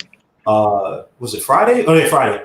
And I was talking to her about this shit because she's talking about like her ex, her ex's new wife or baby mother is basically jealous of her in a relationship. I'm like, yeah, because most women they don't know how to make a man like them. They know how to make a man love them because they have a baby, love them because there's a guys that you have to marry this chick at this age and do this other shit. But for the most part, the reason why most women get jealous of another woman, especially if another woman's around guys and she knows, because most women don't know how to make friends with their own selves. Like if you see guys hanging out together, we get happy or we get entertained by the dumbest shit, the most simplest shit. Women can't. When you see girls on all these TV shows, you know why they're successful? Because they don't know how to be friends. You know how the shows where guys fail? Because guys know how to be friends. Like we fight, okay, you might fight, you might even fist fight. Next morning, I'm like, yo, it was good, man. Like we let it go. Women don't know how to be friends with the guys that are around them. So they have to do trapping with what? Pussy, trapping with a child, trapping with marriage, trapping with all this shit that basically says contractually or morally, you can't leave me. Because I know I suck as a human. I had a Nigerian, I'm Nigerian. And I know this chick would not do this shit to other black dudes or other dudes, period. And I said, I remember I tried to take it back, bring it back to my place for like, just a date, like a cook day or whatever. I was like, I'll buy the food, blah, blah, blah. And this chick had the nerve to say, mind you, I took this chick out maybe 5 times, just chilling, drinking all this shit. And she had the nerve to say, I only cook for my man or shit. I'm like, and y'all wonder why motherfuckers do not want to take you on dates. You wonder why men don't want to open up that extra level to you motherfuckers. For a simple thing for you we have a date where we're just cooking, having fun, getting to know each other. You throwing all these temper tantrums, but you want a man to court you? Mine's just chicks in her 30s. Like, for the simple fact I was even taking on dates, she should be proud. Like, she should be happy because once you're past 30, 29, like, come on, dogs. Like, you better be off giving up pussy and throat. Like, you can't demand shit from men like here's some upper level shit. Like, the fuck out of this shit. Most women do not know how to court a man. They don't know how to get a man. They just know how to open their legs, like you said, and say fuck me. That's it. Facts. Sadly, facts. What woman have you ever, Mace? What woman have you ever ran to? The funny thing is, you have this show, right? Yes, sir. I'm not using the show. When's the last time you ran into a woman where you're talking to her and you weren't thinking like, yo, I want to fuck this chick? You're thinking like, yeah, actually, yo. It's been a long time for me, bro. It's been a long time for me, my good man. Let me put it to this way. Clinton was still in office, bro. That's the last time I thought about banging a woman in bed, bro. This is the last time you banged a woman in bed? Last time I thought about it, yeah. It's Clinton president, first term. Wow, yeah, strong abstinence, man. I mean, I do, bro. You still got to get in bed. These chicks, I mean, it's just they have outside of the vagina. That's why you see them now. If you go like Coffee Meets Bagel or Tinder or whatever, you see chicks now. And it's the same chicks I know for a fact. I met some of them from my old school where I know these chicks were prissy as hell. They ready to give up everything out of their body, son. Because really, bro? And they realize, oh shit, all that pretty girl, all that shit, it's all about age. Because I'm telling you, it's rolling on with age. Okay, you want to play prissy? All right, I'll just wait for the next young chick to come out, and I'll put that in. That you, as a 30-some-year-old, you still trying to act prissy like you're in high school or college? I ain't gonna fucking pour that energy. And you see, bro, go on, bro. Try. Like I said, I'm more of an incel and a monk. Oh yes, yeah, bro. You ain't no incel. You might be a monk, but an incel, nah. I always say this when the conversation are always about wait. When we talk about relationships, you got a lot of people that are always they'll go on 20-minute rants talking about dudes who can't get pussy. Now you think about it, are there any women that you know in the last 30 days that wanted to fuck you? No. That you knew you could hit? No. Boy, I look at women here, bro. I'm my business. My woman is this broadcaster, and you guys in this room every night. That's why I give you guys 6 hours of content, bro. That's because Mace, you're not looking. Trust me, you bro. If you literally, there's so many women out there. They talk about all that shit, right? And I'm telling you, they are ready to give up. The older they get, the more they're ready to give up holes. That's one of the greatest lessons I learned in my life. All these chicks, they talk about, oh, man can't get pussy. It is not hard to get bro. You can still chicks from dudes' girlfriends. I know. Nah, I don't do that, man. I lay No, low. I'm not saying to do it, but look, I'm telling you, these chicks out here, they are hoes. Yeah. It is bro. It is so easy. That's why I told my nephew now. I'm like, yo, because he's gonna be in college in 2 years, and he has a level head, but I don't want him to ever have that moment where he thinks it's so hard, like, damn man. But I don't want to have that hateful spirit. And like, yo, bro, all you have to do is just be patient. If you're not patient, if you're not one of these dudes that you just get off you have the game. There's some dudes just have naturally have so just be patient. These chicks are gonna get old when you're in your mid-20s and you have just a little bit of money. Not even I don't say money. You can just talk, bro. They are open. War Master, Commander Lou said, if Kamala wins, you're buying an iPhone. What? Bullshit. I don't do crap. I tell you like this. When it comes to women, it's just like, oh wait. Let me back up. The conversations where people are saying that, we're just talking about black men for the moment, black men are incels. That's not a legitimate argument to say black men can't get pussy. That's one of the things that drives me nuts. It's like, how the hell are we talking about dudes who ain't here, who can't defend themselves, but we got to talk about black men who are probably less than 1% of all black men. We didn't even talk about the rest of the population, and say that they can't get pussy. I'm like, we do have incels. We just call them. We got incels. We just call them older women. Oh God! God! I don't need no man, because you got a freaking 18-inch fucking vibrator, smells like fucking vinegar under your bed every night. Hells yes, believe me, they have that in their bed. I'm telling you, and why do you think a lot of these chicks that you be seeing they go lesbian? They're not really lesbian. The thing about it is that they want to have the image of a man, so they combine a woman who looks like a man. Because a lot of these chicks. When was the last time you seen two hot lesbians going out with each other? My old building where I used to live, there were two white chicks. Once or twice. They were like 9.5, bro. Chicks were probably straight up whatever. But the last time, I've never seen two hot. Hold on a second. And I'm not talking about porn. Well, is that you breaking up? Is that you breaking up or I'm breaking up? I'm not breaking up, and you're not breaking up. I gotta be on the way, but I'm gonna be on. That must be me there. So I'll see you guys later. I'll be on the chat. All right, bro. It's me and you. You know how we do. My friend. I hope my signal. Yeah, go ahead, bro. I was gonna say I hope my signal's gonna hold out, man. I'm out here in the boonies.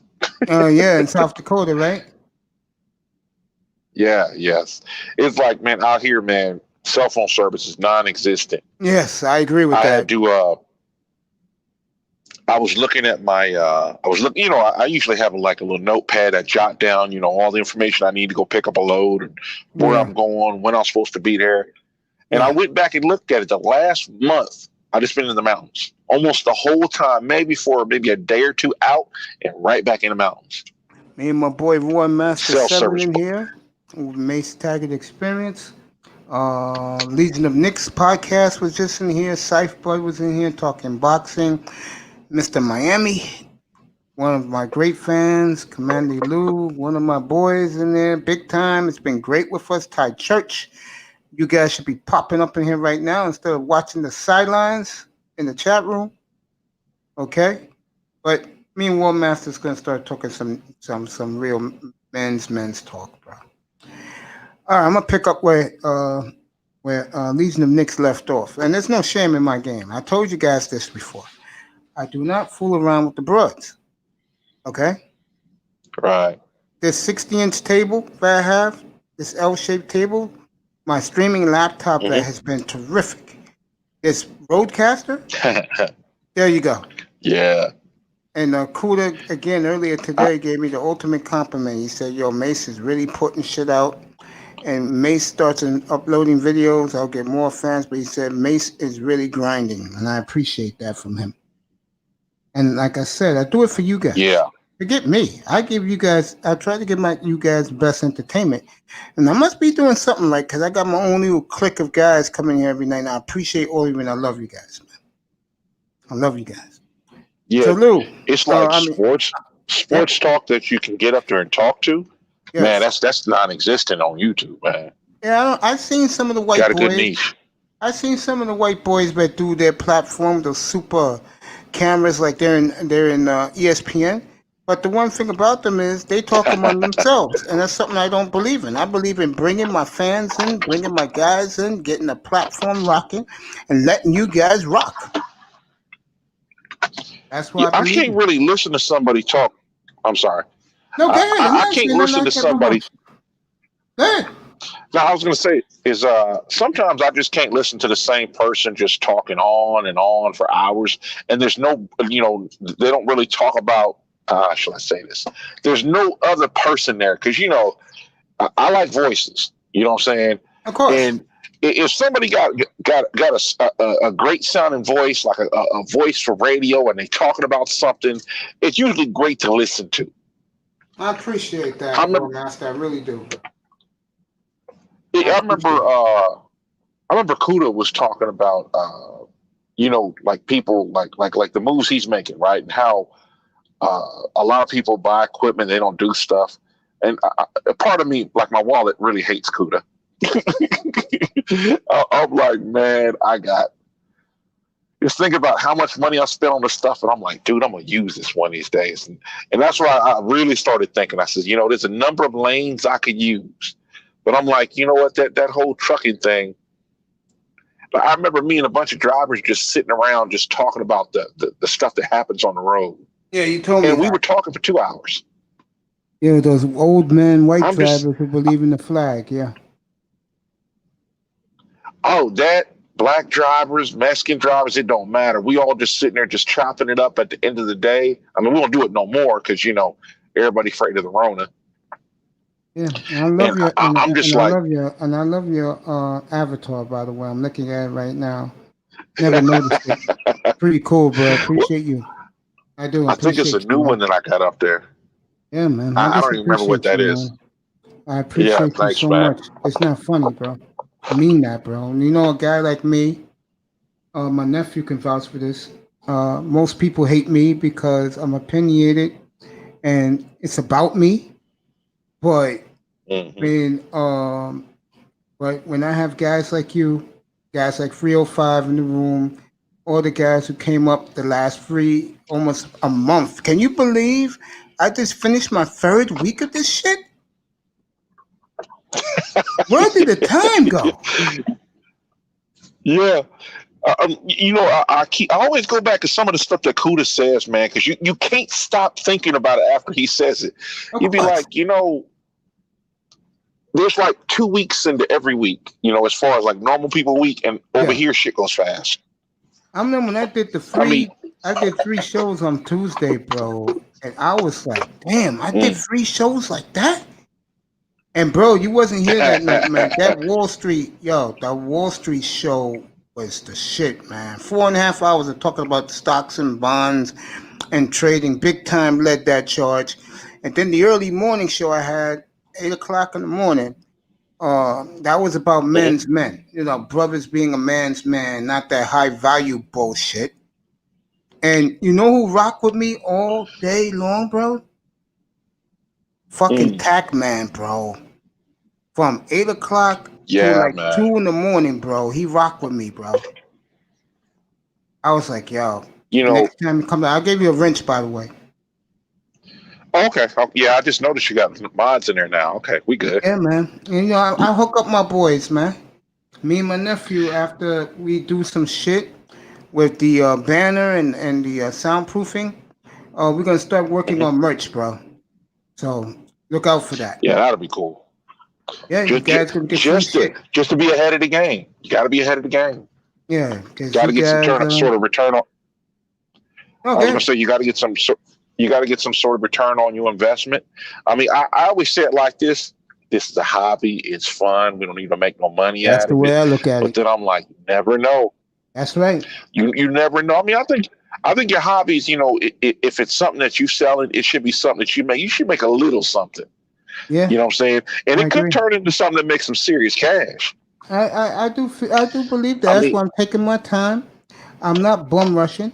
I got frustrated 3 weeks ago tonight when I laid an egg. But ever since then, I've been like learning on the gig. And now I feel so comfortable. I'm just ready. I mean, tomorrow morning, 11 o'clock, bro. The pregame. I expect all you guys in there. You're out somewhere, so I don't expect you to be there. I expect you to sleep in somewhere, bro. Right. But the rest of these guys, I'm no good. I'll be driving in that. I'll be driving that part of the country where there ain't no signal. Like I stopped here. I was supposed to drive another 2 more hours, but I was like, where I would have ended up at, there's no signal. Like I got like 1 bar if I go out there. How long you And got, I'm like, bro? How long can you rock with me tonight? Maybe a couple more hours. I got to get up at 4 o'clock. All right, in the good. morning. We'll take each other out because I'm looking at now, but it's 9:25. I'm gonna go to midnight tonight and then call it a night, bro. We got a good day tomorrow. I got a pregame show at 11 Eastern time, and then I got the post game wrap after Dallas Seattle. So if either one is blowing the other out, then you're gonna see me pop up. So, guys, and we'll rock the post game show to about after the late game, which is Saints Packers tomorrow night. So, guys, Yeah, no one. I always used to crack up at. Okay. I used to crack up at how guys would be on the East Coast talking about, when football's over, that was a long night. And I'm like, dude, on the West Coast, when football's over, you could still go out. I'll tell you something right now. It'd be like 8 o'clock. Yeah. I used to be out in Portland, bro. When Mhm. when the 1 o'clock game was over, the 1:30 game was over, bro, I would cry. Well, I used to. There was this other girl I was seeing. I used to take her to the movies on Sunday night. Because that's when people, they went on dates on Sunday night. All the families are gone. People got to go to work in the morning, and the theater be sort of popping for people that work later. Either people say, "Look, I'll stay up till midnight and I can get up at 8 o'clock in the morning, no problem." But we go in there, man. The theater be half empty, but it'd be straight. They trying to encourage. This is when a bunch of grown folks come out. I should be saying. You don't have a lot of the teeny boppers out there. Facts. Yeah, a lot of grown people go out on Sunday nights. I don't think people realize that, but they do. Oh yeah. I mean, me personally, man, I don't know what that's like anymore because I'm just on the road. I don't give a fuck. I'm getting my paper right, and I'm not a fan of living in the city, man. I can't do it. I can talk on this. I have no problem. I will say this. What you say? My nephew got a 2-bedroom for $600 living outside the city. What? Like it in Yonkers? Love it. Rather live there than here. That's all you need to know. Rather live outside the city and be here in the BX, man, where I'm at right now talking. Right. Kuda said today. How's your internet out there? It's pretty good. Yeah, I got great internet, man. If I get the 1 gig, forget it. $40, I get a 1 gig. Wait, what's the? Oh, okay. That's 1 gig. That's 1 gig up and down. Yeah. No, I was saying, is that 1 gig up or down? Up. I mean, okay. Yeah, if I get that, bro. No, go ahead, brother. Yeah. No, I was gonna say is, I'm on the cellular networks almost all the time. Yeah, it's I know. like, I go to my family's house. The internet's pretty good. Really don't have no problem. Bro. Let me ask you a question. I'm being real here. Did you ever think about buying an RV, bro? I'm in one. Yeah, okay. And I get paid to be in it. It's the same thing. I mean, the whole idea, man. I tell everybody, the longest drive you will ever do is the longest mile you drive is the one you don't get paid for. There you go. Man, driving from LA to San Diego, and you're excited to go home, to get where the air pressure is just right, the humidity is just right, and you're going back there. I don't care what I'm doing. I don't care if I'm even delivering. That is great. They don't have to pay me for that drive. I saw how happy you was, man. Well, you're like, when I told you 2 weeks ago, damn, time flies fast. 2 Mondays ago, I said, what are you going to do first? You said, you getting in the bed. Well, I did sleep. I did sleep in Phoenix before I head out. And it was kind of weird because it was like either. It was either drive from Phoenix or sitting at hot ass Yuma. I'm like, I think I'll sit in Phoenix. I'm good. By the way, Mr. Miami, I'm watching the game. I got it right behind me, boy. The Hurricanes are just kicking their ass, bro. It's beautiful to see, bro. 3-0. I had a fascinating week. It's a boring week. It's me, remember? I'm here with the Great War Master, the Hey, beautiful boring is man good. here. Yeah, the beautiful man here in the Mace Taggart Experience. Yeah, bro. It's strange, and I'm not gonna lie to you. It feels strange to me not being part of the Manosphere no more because I'm doing my own gig. It does. Mm.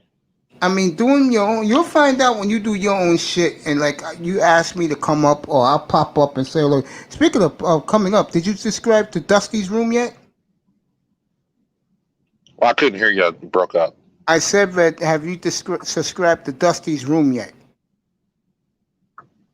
No, not yet. Not yet. Yeah. Yeah. Dusty's got his own platform now. You know. Okay. I'm gonna What kind of stuff does he do? I'm gonna subscribe to yours, of course.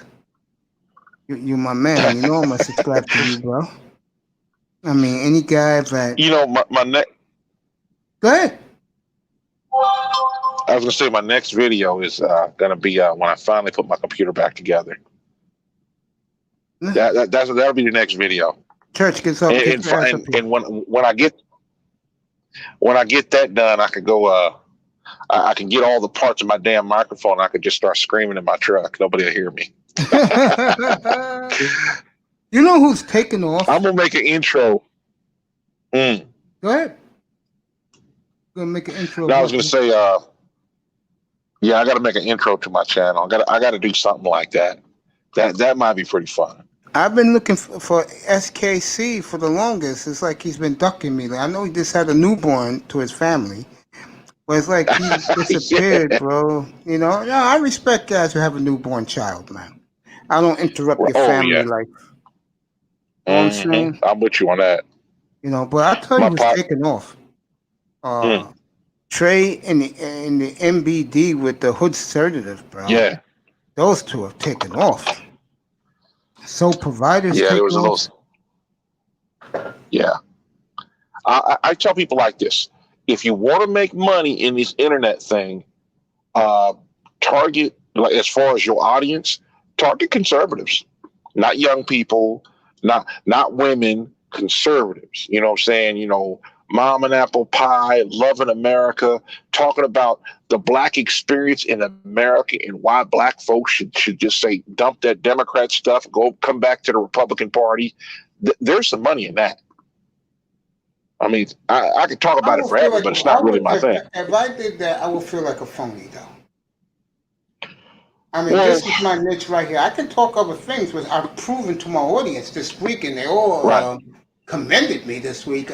Guys congratulate me, said, yo, you're diversified. I didn't know that. Mm-hmm. I think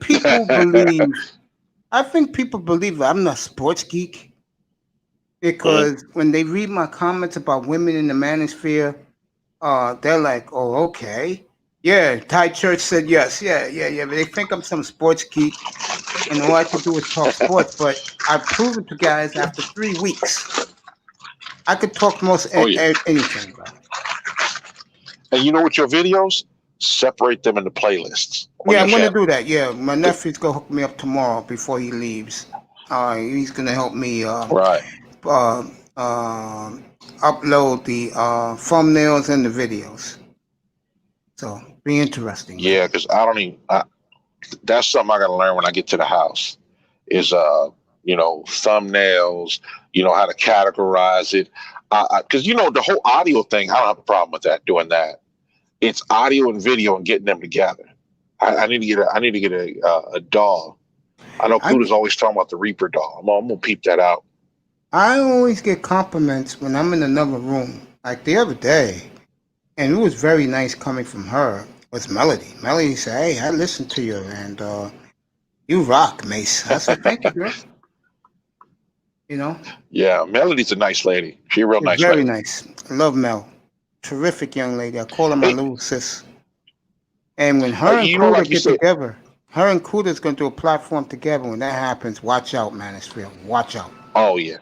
Oh yeah. I'm And gonna be thank there. you, Thai Church. We are not one-dimensional. Thank you, young man. And get your ass up here now. You know what? That's some true stuff, man. It's like when you look at the image of black men, you see entertainers or you see criminals. It's like, Facts. what else? I mean, we don't. You know, we're like, it's like, damn. When do we get to show that we could do something else?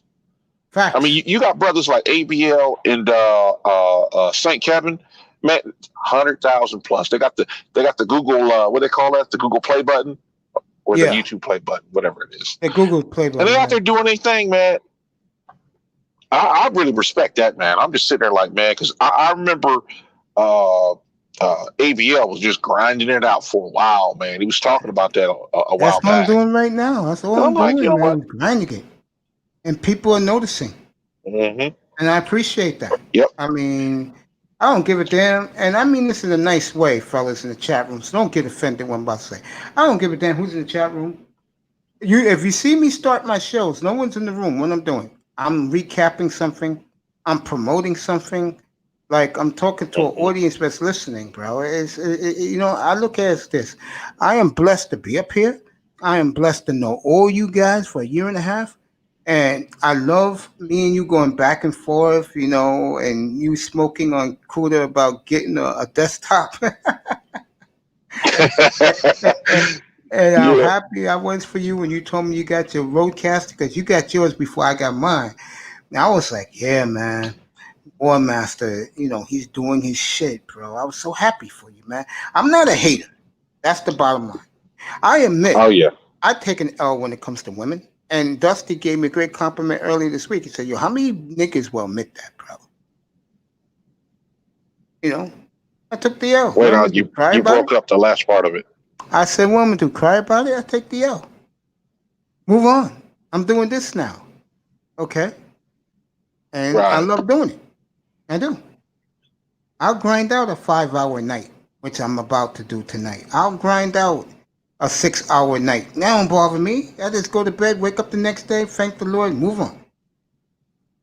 You are not a Cowboys hater. Shut up, church. Why, you a Cowboy hater, War Master? Nah, I don't have an opinion on the Cowboys. There you go. Or you have an opinion. You know, I'm from San Diego. I know. Or you have an opinion. I just kind of leave it. Go ahead. Go ahead. No, I was gonna say, I kind of just leave them alone. You know what I'm saying? I'm not in there. You know what I'm saying? When it comes to sports, I'm kind of just that dude that just kind of just okay, that's sort of interesting, but I'll go back to work now. So what you saying? You up here to talk to your boy, yours truly? That's what you like to do? You can admit it, bro, because I love you when you come up. Yo, I love when you come up too, bro. You see, I stopped the sports shit and I'm talking to you about your life, bro. You know I can interview pretty good. Go ahead, bro. Oh, come on, don't tell me you lost the signal, man. Oh, god damn it. He lost his signal. That's what happens when you're on the road in South Dakota. There ain't nothing there but the stars. And I tell you, if you live in a town where you can see the stars at night, you see some fascinating things in the sky. I'll tell you that. All right, he dropped off. Church, you want to come up here for a minute? Get up here.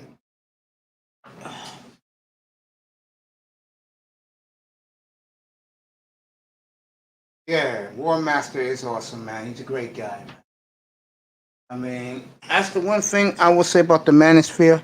I've come across some great people like you, Church, like 305 Miami over at TD's room, Ball Game, Legion of Knicks, ITUS,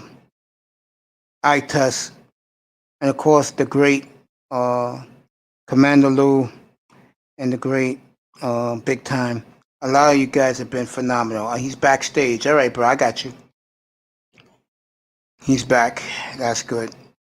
Popping up the link, my brother.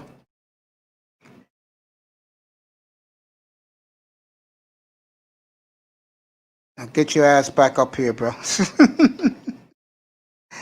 Oh, bro, I love you guys, man. I love you guys. Here he is. Pop them up right now. Go ahead, bro. Go ahead, bro. I'm in. You're in. Yeah, okay. Yeah, I got shitty service out here, man. I know. It say I got like 4 bars, and I'm like, I've been yeah, out okay, I ain't there. got nothing. Trust me, I've been out there, bro. Seriously, I've been out there. Yeah, That's yeah. where in I North tell you like Dakota. this, man. Yeah, go ahead. Go ahead, bro. War Master. I didn't.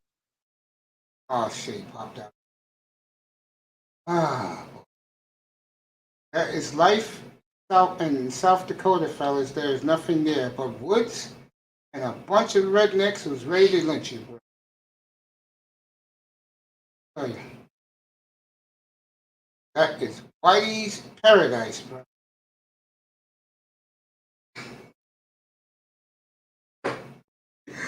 My nephew was on the floor. I just said what I said. You know me, I don't give a damn. Okay?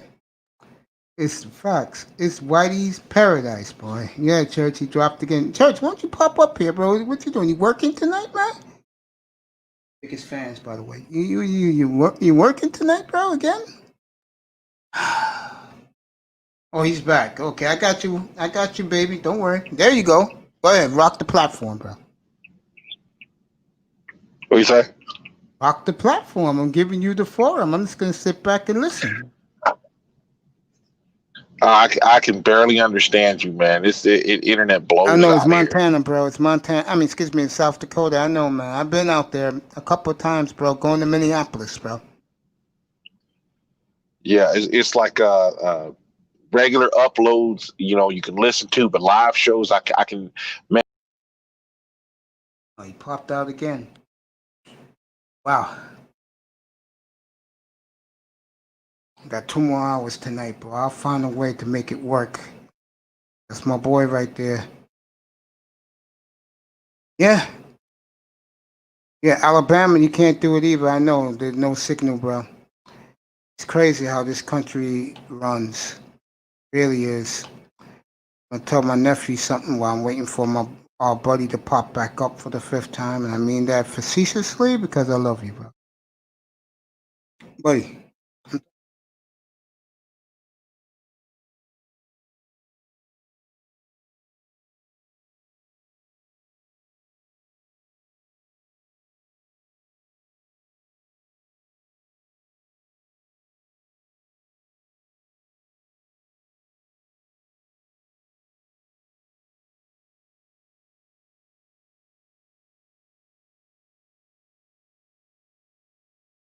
I've been to Minnesota. It's cold in November. Yes, it has. I've been through Minneapolis a few times. Great city for college-educated people. It really is. Minneapolis, you would love, but seriously, your type of town. You're college-educated, they treat you well there. Ironic what happened with with George Floyd, bro. Yeah. All right, guys. Before War Master gets back in here, you look up. He's not in here. He's lost his signal. It's nice having him on. We're gonna be on for we've been on for 3 hours now. And Robin Roberts looks absolutely sparkling. The beautiful Robin Roberts, who I had the pleasure to meet a couple of times at the NFL draft at the Marriott Marquis back in the late 80s and early 90s before she just took off. And Robin, you keep fighting, girl. You are one of the most glamorous women I've ever laid eyes on. But still beautiful to this day. Wow. Robin Roberts, fellas. War Master, I hate cell phones. I'm going to listen from the chat. All right, bro. I'll be rocking this by myself for a little bit then. Right there until someone pops back up. I'll talk to you guys then. I'm looking dead at you, man. So I'll talk to you guys right now, man. Again, when you out in that death zone where my man War Master's at, boy, it's like I said, it's Whitey's paradise, bro. I tell you. Just the way they want it, boy. Catch a couple of us brothers there by ourselves. You know what's going to happen next. There's plenty of trees in South Dakota, I'll tell you that.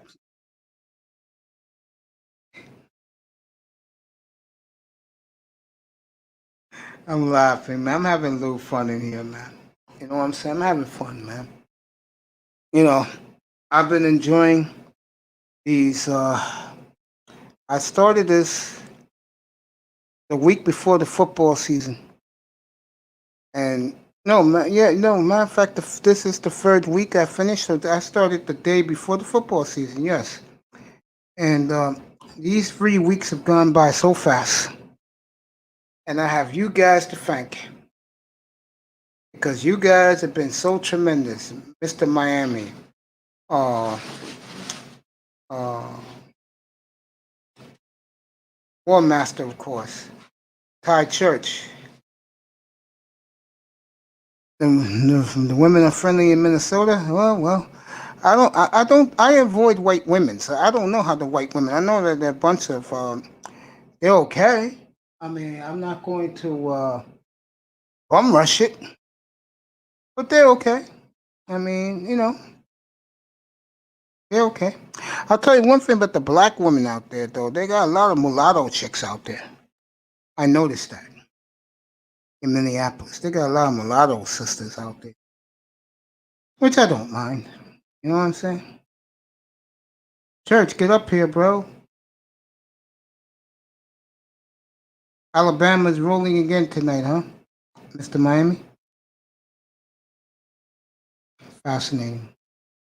Alabama rolling. Miami laying down the hammer on Florida State 38-3 at the half.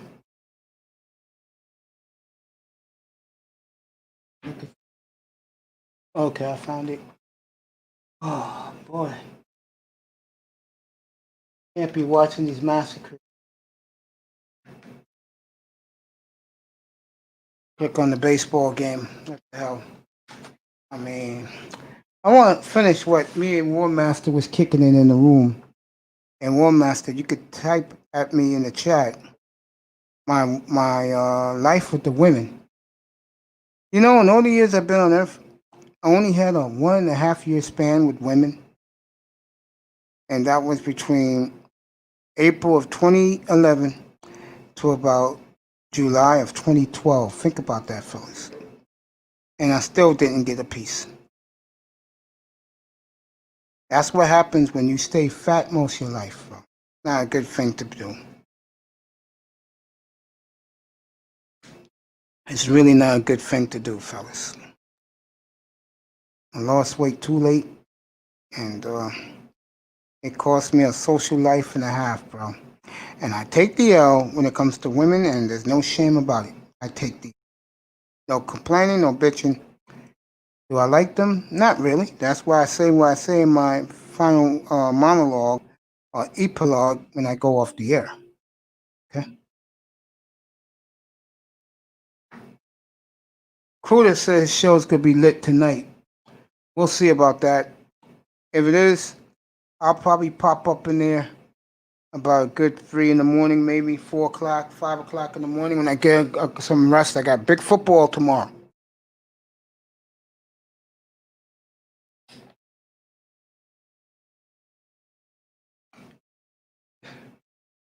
Yeah, Fox is talking about their games tomorrow. Bears, Atlanta, Cowboys, and Seahawks on Fox tomorrow. Check your local listings. What part of the country you're in? I hate to say this to you, War Master. You get the Vikings tomorrow on the road if you care about that. I know you don't. I think what you care about is getting a nice piece of ass on the road and a nice steak sandwich with onions and green peppers and a nice tall glass of lemonade to wash that shit down, my brother, and some fries.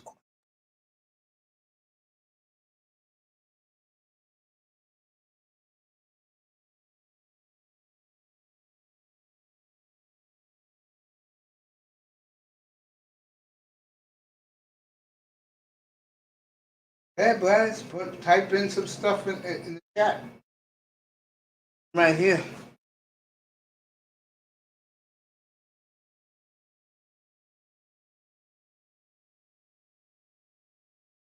Hey, boys.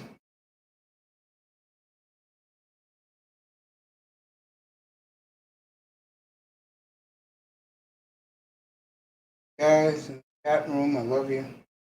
You know, got some good games tomorrow. I'm excited about. That's not what you guys are here to hear. You guys going to talk about other shit. I noticed that. We're men, I understand that. A woman could give me a steak in her underwear. Yeah, of course. It's like my man, Red Supreme One says all the time. On the weekends, you have your woman parading around in her red bra and panties, and you smack her in the ass while she's making you steak and eggs for breakfast. Mr. Miami, sorry about that, brother Mace. My cell phone cut out. I love you guys. Don't worry about it. Don't worry about it. I'm just chilling. But yeah, that's what Red Supreme says, or TV1 says all the time. On every weekend, have your girl parade around her bra and panties, red bra, red panties, and slap her in the ass while she's making you steak and eggs, bro.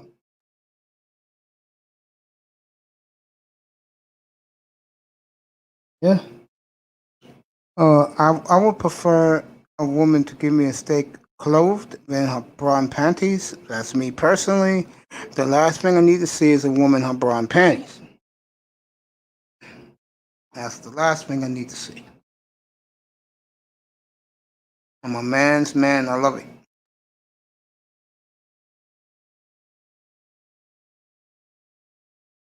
Of course.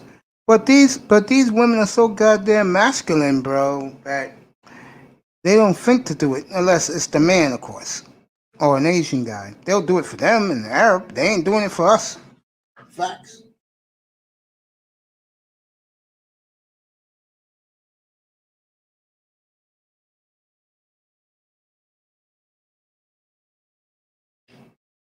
Those are facts, man.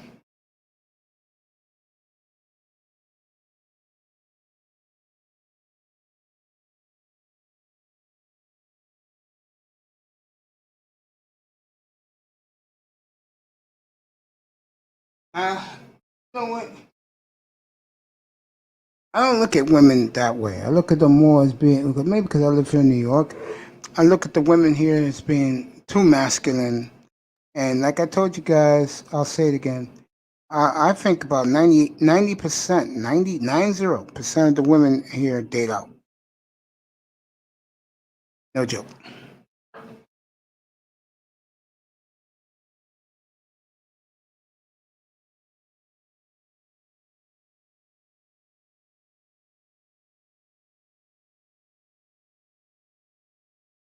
Hey guys, put some more stuff in the chat.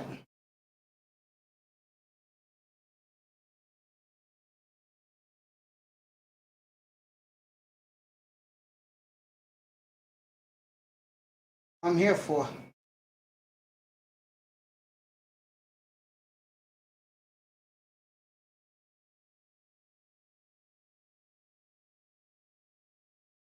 Excuse me, fellas, for yawning.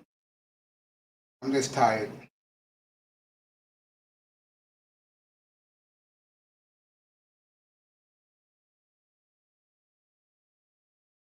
Yeah, I'm seriously considering getting out of New York, bro. I may go back to the Pacific Northwest and just do me as I always do. Bring you guys with me when I come on this shit. Love you guys so much. You don't know, I appreciate you guys who support me so much. I mean, Ibo Sosa gave me a great compliment earlier tonight. He says, "But you're a great human being, bro." And I appreciate that. I try to be who I am, bro. I try not to be who I'm not. And I realized that when I first lost my weight.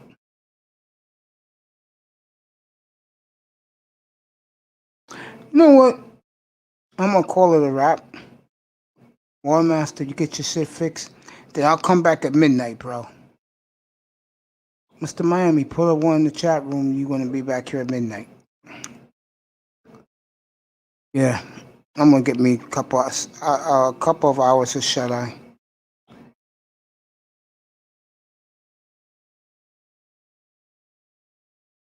If there was no COVID, I would have been there next weekend. I'm dead serious. I would have went to see that Seahawk Dolphin game in person, bro. I would have stayed at the Hard Rock and have some fun. Yeah, I'm gonna come by the Miami U. Miami U. Yeah, I'm coming. Coming back home. See our Dolphins, bro. One master. Put it in the chat room. You're gonna be asleep. I love you, bro. You deserve the rest. Miami, I'll be in at midnight. You gonna be here, bro? Put the one in. I love you, man. 12:05. I'll be back. I love you guys. Let me just say the ending. Thank you to War Master. Thank you to Scythe Bud. Thank you to Big Time. Thank you to Jefferson, Sean Jefferson. I love you guys so much. I made you guys. I made you guys all mods. I will see you back here in a couple of hours. If I'm not here, I apologize. If I'm not here, big NFL show tomorrow, 11 o'clock Eastern. We'll go all around the league. I'll get you the point spreads, the injuries, and the weather reports from each stadium. I love you guys. Remember, no drugs, no sex, no partying, no drinking, and most importantly, no women. Hey, Lou, you want to come up? Put a 1 if you want to come up. Or you're going to wait till after midnight. I'll be back after midnight, Lou. I love you. I do, Lou. I love you so much. I made you a moderator tonight. I made all you guys moderators. And I just want to say I love you guys so much for being faithful to this man who's working his ass. Oh, who's coming up? Oh, Lou's popping up. All right, Lou. What's up, boy? Hey, what's up, Mace? How's it going? I'm good, man. I'm good. Yeah, I ain't trying to keep you up later. I was just popping up. It sounded like you were looking for cats to come up, so I figured I'd jump on up in here. Of course. I had a great rocking with War Master, but his signal went out in South Dakota.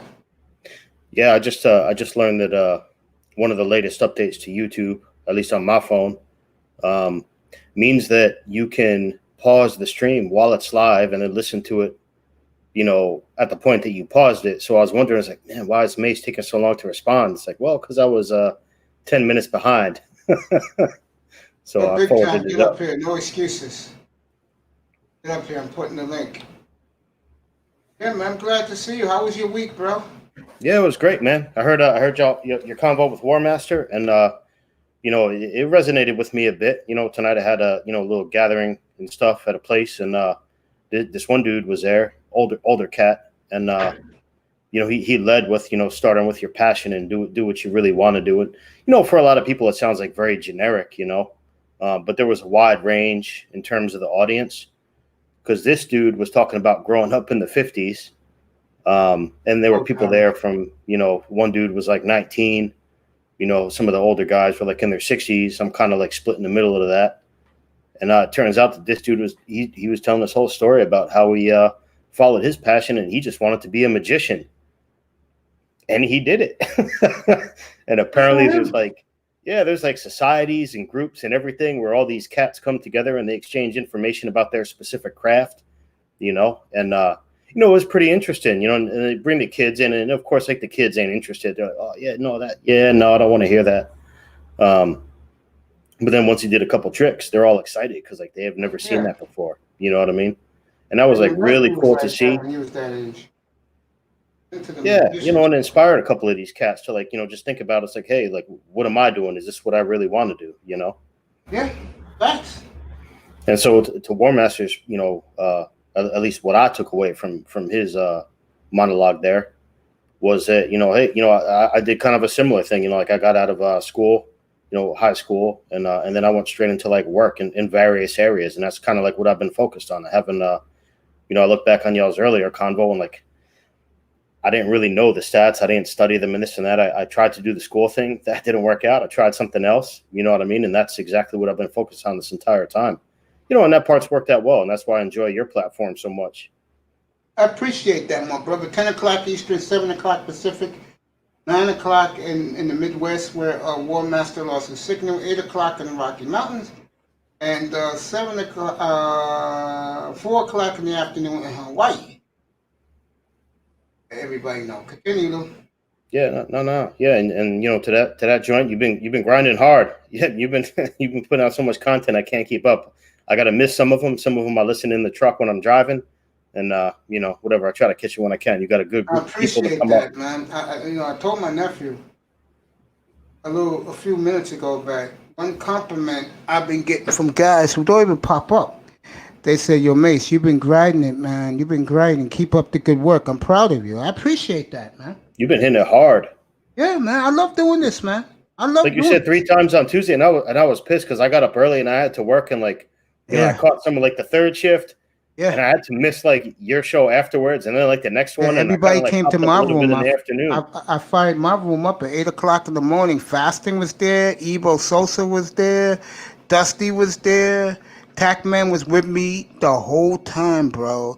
He was with me from 8 o'clock until like the Wall Street show ended with those guys with Big Time who rocked it that night, Tuesday night. Hmm. That was like around 11:30. So I did. That day I did 8, 10, 8. I did 15 and a half hours, bro.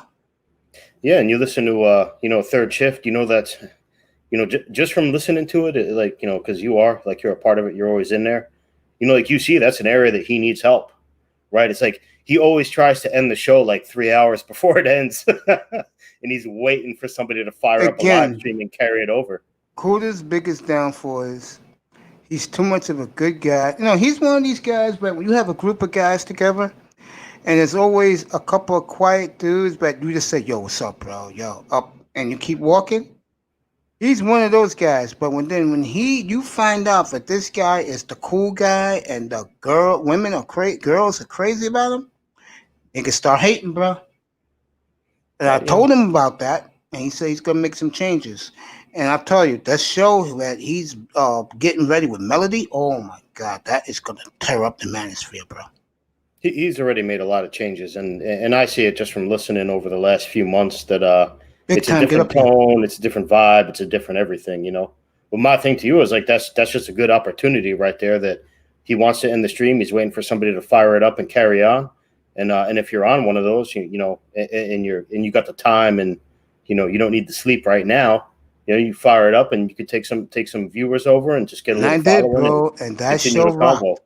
Yeah. Dude, that show is about being a man's man.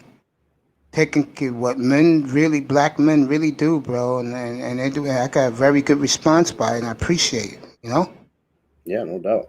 I mean, I just do what I got to do. I make up a title, believe it or not, even before I go to bed at night, or I make up a title when I'm programming the show, what time it's gonna be. So like tomorrow it's 11 o'clock. You guys know that.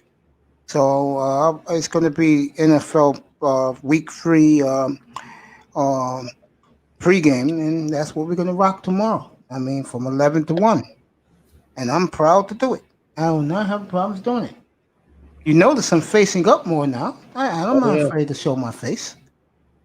Hey, you ever give any thought to? I know Kuda mentioned maybe doing some voiceovers and and what I mean by that is like the play by play. I think that would be like really dope. Because honestly, I watch that shit with the TV on mute anyway because I don't really care what anybody has to say. But give you a little play by play. I think Would that you gives a like little bit me different flavor. to do play-by-play of the Ravens game Monday night against the Chiefs? I can do it. Yeah, well, I listened to some of fourth quarter talk, and Yes. I got schooled up on the VPN and everything, and so I think I might be able to catch some of these games. Nice to say a shout out to Kenny Conjo, Big Duke 24.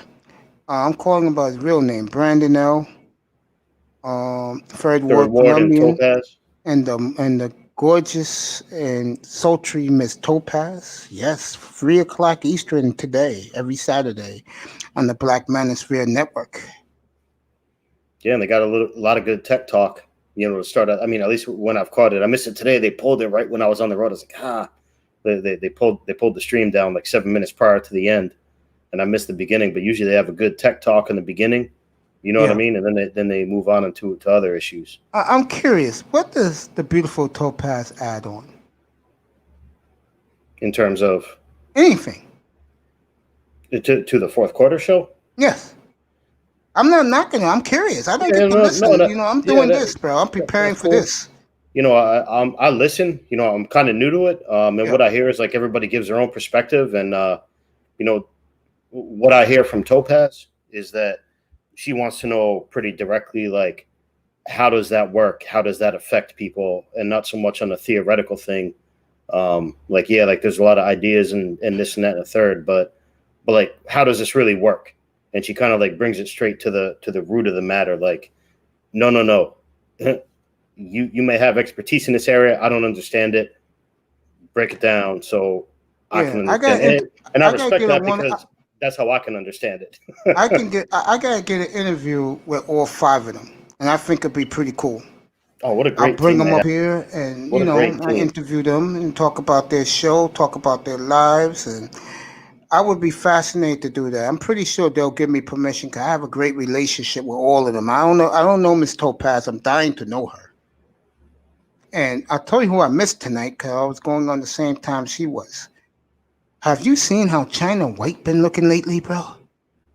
I have not. I don't. Oh God, Not terrible. I've seen her a I couple gotta times. reach out to her. You know. I gotta reach out to her, get her up here, bro. Get her ass up, get her beautiful ass up here. I gotta go get Bap too.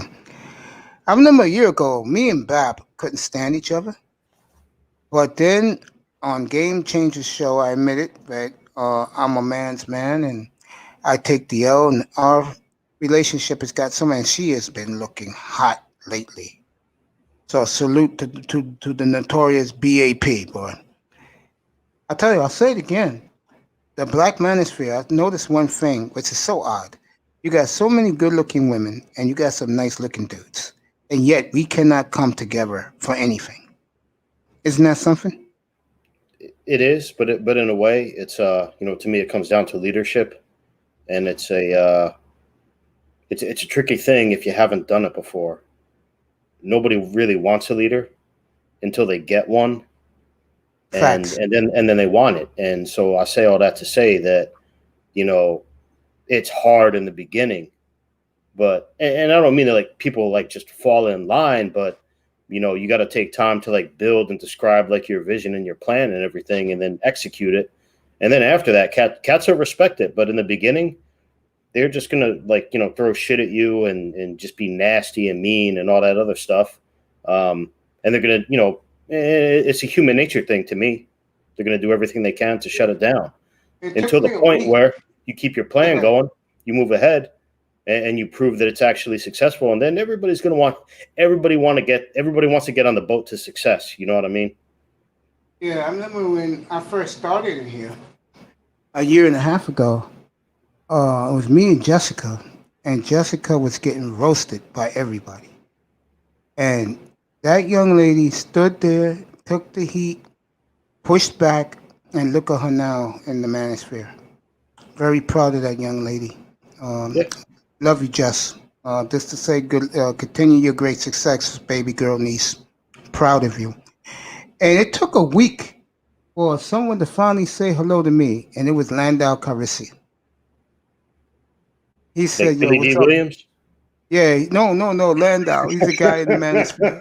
I'm joking. And he said, "What's up, Mace?" And then Evan Duncan, "What's up, Mace?" And then all the brothers start saying, "What's up, Mace?" And I was taken aback by it, man. It really meant a lot to me, bro. You know, it's a point that's made a lot in this space about leading with respect. And Yes, honestly, that's why I'm here on your channel, because I I showed up one day on appreciate you. Twitter stream and there's like Mace Taggart.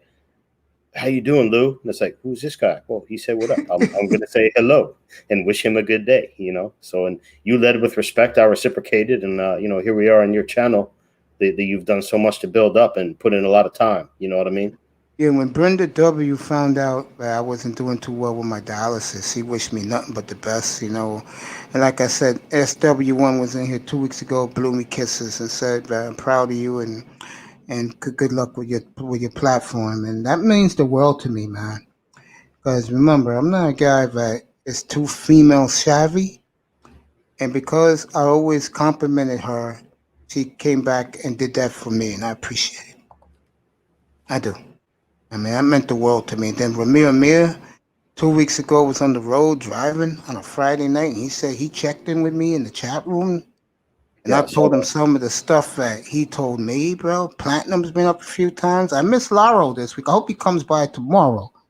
Laro, nigga, get in here and get your picks for tomorrow, bro. Stop ducking me. You know you my boy, yo. I had Little Big Nate, which was my second show, believe it or not. I did a 3-hour interview with Little Big Nate in here, bro. And that meant the world to me, man. See, I'm one of these guys, and my guys can vouch for this. I don't care about views. I don't care about subscribers. I don't care about crossing platforms. I care about giving you guys the best. Anything we're gonna talk about, the best I can give it to you, and everybody contributes like you all do, and I let you guys rock the platform. And I'm glad that I decided to do that from day one. I didn't want to be a guy that had an ego saying I'm better than you, blah, blah, blah, blah, blah. You're just a chat room person. Hell's fucking no. I was a chat room person for a year and a half. You guys are my family. I love you, and I appreciate you all coming by. And I, like I said before, all you guys get wrenches tonight. Love you guys. I do. Yeah, true things on that. You know, it's not just having a show. It's actually, you know, moderating the panel. And, you know, I always got to go back to DJ Kuda, and may respect to him. He speaks on it a lot. You know, there's work, there's things you have to do. Yeah. You know, you need to be cognizant of who's coming up and who's there and who's in the chat and who's saying what. But, you know, I've seen a lot of progress in the last 3 weeks throughout the space in terms of actually moderating a platform and allowing people to speak. You know, but for you, Mace, that's one thing that you've I think you've been fairly consistent on since the beginning. You've always allowed people their space. You know what I mean? You've allowed them to get their point off. Like when, you know, sometimes it gets a little bit heated. You know, you try to like simmer it down a little bit and just allow like spacing in the conversation. And you know, it's good. Like, yeah, every once in a while, like, you know, like it's I hesitate to say entertaining to hear people like just scream into the phone about things. Not to me, bro. Yeah, well, you know, and to a lot of people that are listening, it's like you can't really make anything out. So it's just kind of like really loud noise, you know, and you're not really gaining anything from listening to the show. But, you know, again, I mean, you've done a really good job of, you know, allowing people their space to speak, get their point across within reason, and then allowing others to counter that. So I think that does a lot. And I've seen that trend followed, you know, in other places as well, where it's not as much of a scream fest, a little bit more of like, okay, let's be reasonable. You can speak, and then somebody else speaks, and everybody can make their point, you know? I appreciate that. I really do, bro. The one thing you'll find out about me, I'm not phony, bro. What you see is what you get. What I say, I mean. And I just love the fact that I have War Master here earlier. I have you up here now. And, you know, I give guys more content, chat room. And like the guy taught me. A guy taught me this. And he's not in the manosphere. It's a white guy. And he said, just fire yourself up. Go in the room.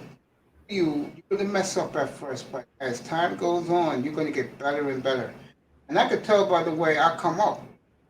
I know I'm doing better and better each day.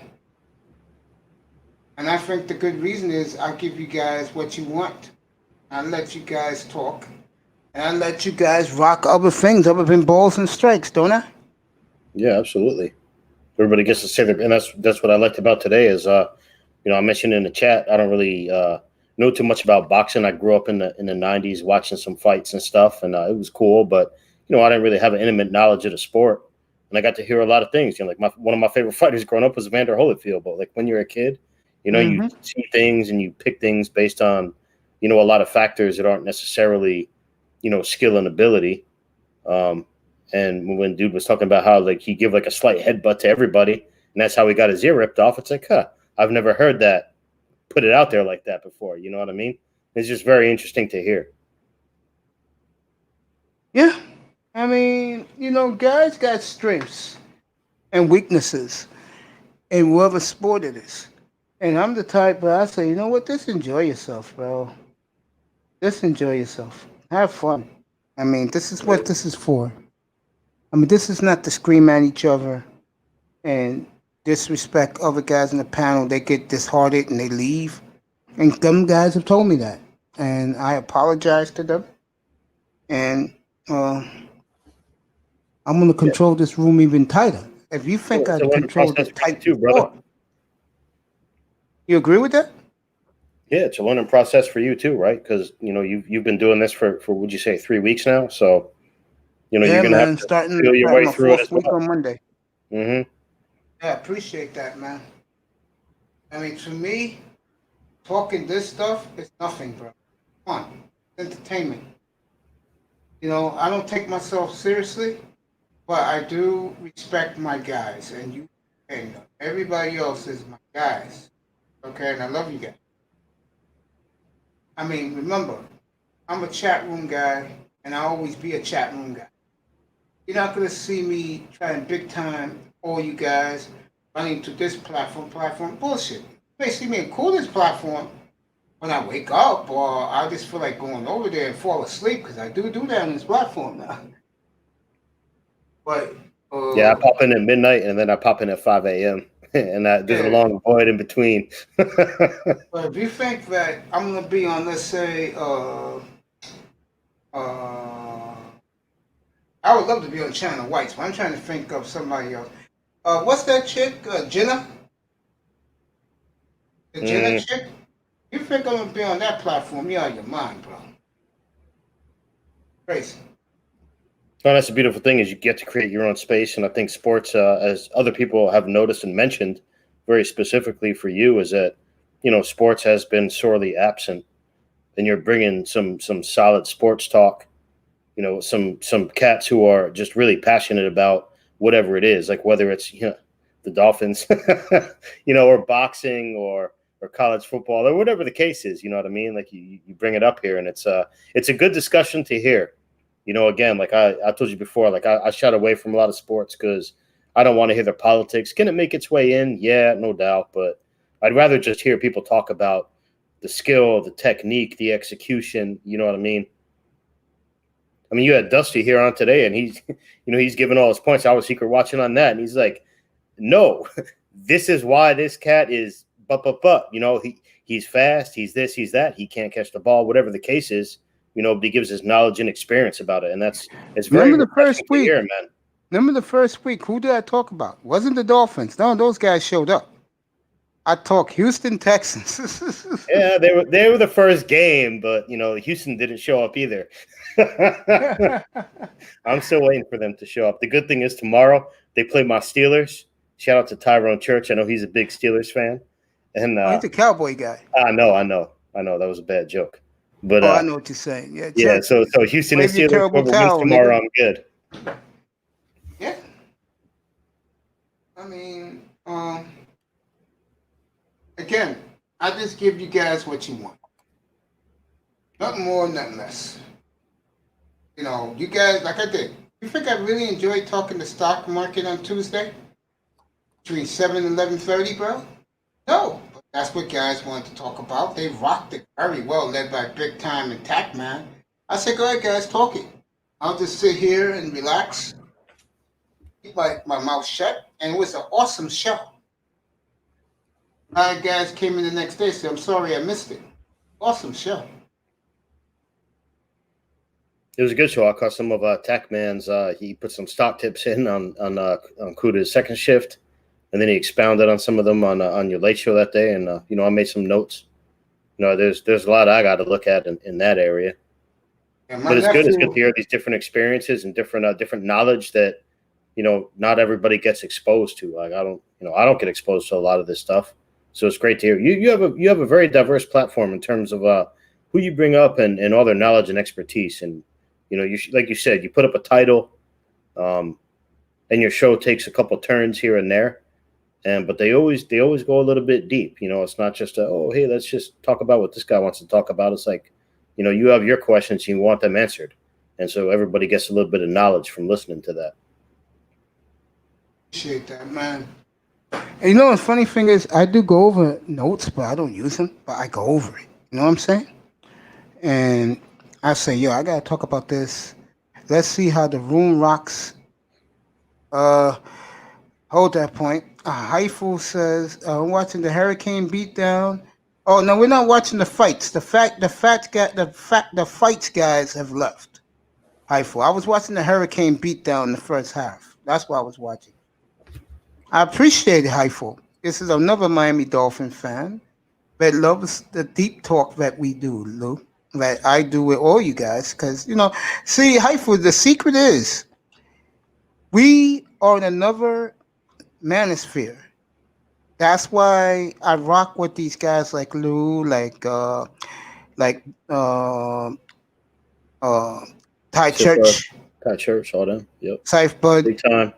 big time. We're in a different place. See, you guys are Miami Dolphins, and I praised the Dolphins last night. I praised them early this afternoon. You was here earlier this afternoon, bro. I apologized to you guys last night. Well, I do appreciate the compliment that you like the deep talk. Yeah, I wish War Master never went out because we was getting deep into that woman stuff. You should have been here for that, bro, about an hour ago. But he lost his signal in Montana. Excuse me, in South Dakota. He lost his signal, yeah. He's out there hanging out with Sturgis. Yeah, looking at the stars tonight, bro. Big time agrees. You want to come up, big time? Heifel, you want to come up? Come up, man. I put the what you call in the room. You guys say, man, I was about to go to bed until Lou said he wanted to come up. Now I got new energy in me, man.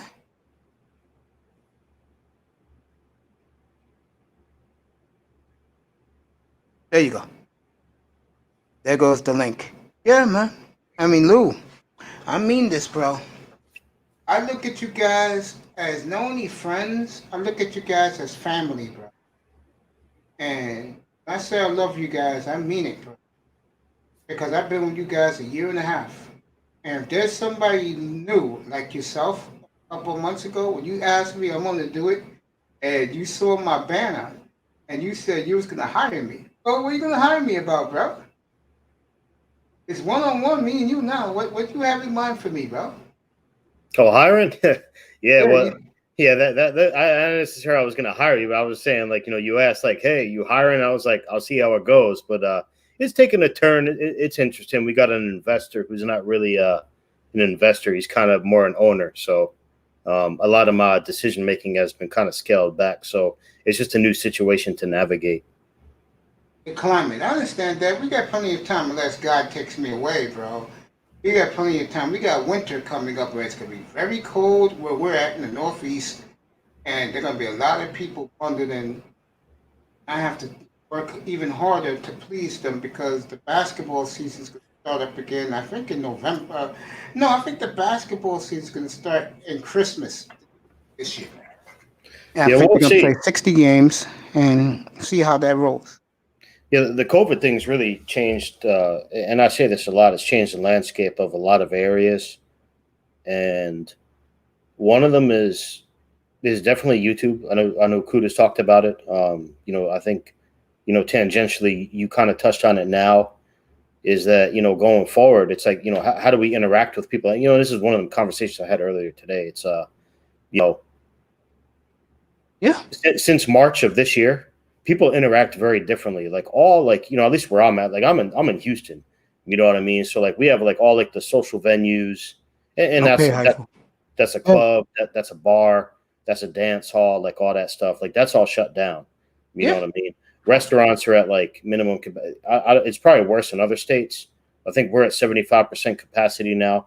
So all these joints where like people can just like get together and socialize are being shut down, by the government. Like you can't meet people. So YouTube is going to be a space where, and not just YouTube, but YouTube, Zoom, like Teams, Hangouts, all these different electronic internet-based platforms is going to be a way where people interact more frequently, and particularly people that, you weren't born in 2000, right? So yeah, you didn't grow up with all this technology. You know what I'm saying?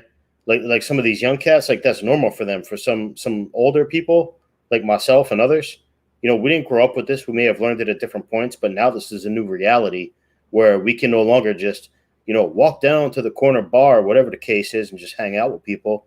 You're going to have to do it digitally. And so that, to me, that brings a lot of new people to YouTube and other digital platforms that previously weren't there, because this is going to be the only option to socialize with people. as long as this whole thing continues. You know what I mean? And I think a lot of it will continue, no matter what anybody's thoughts are. I think a lot of this is going to be a continuing reality. It's not going to be, oh, COVID's over, we can just go back to doing what we were doing. Like, yo, there's a lot of cats right now, like that were just normal people, and they're fucking hypochondriacs now.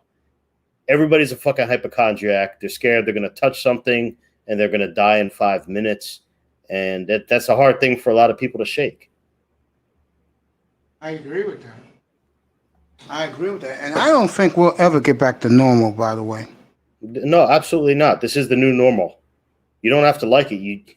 And you don't even have to accept it, but to your own detriment. You know what I'm saying? It's like, you don't have to like it, but how is that going to benefit you going forward?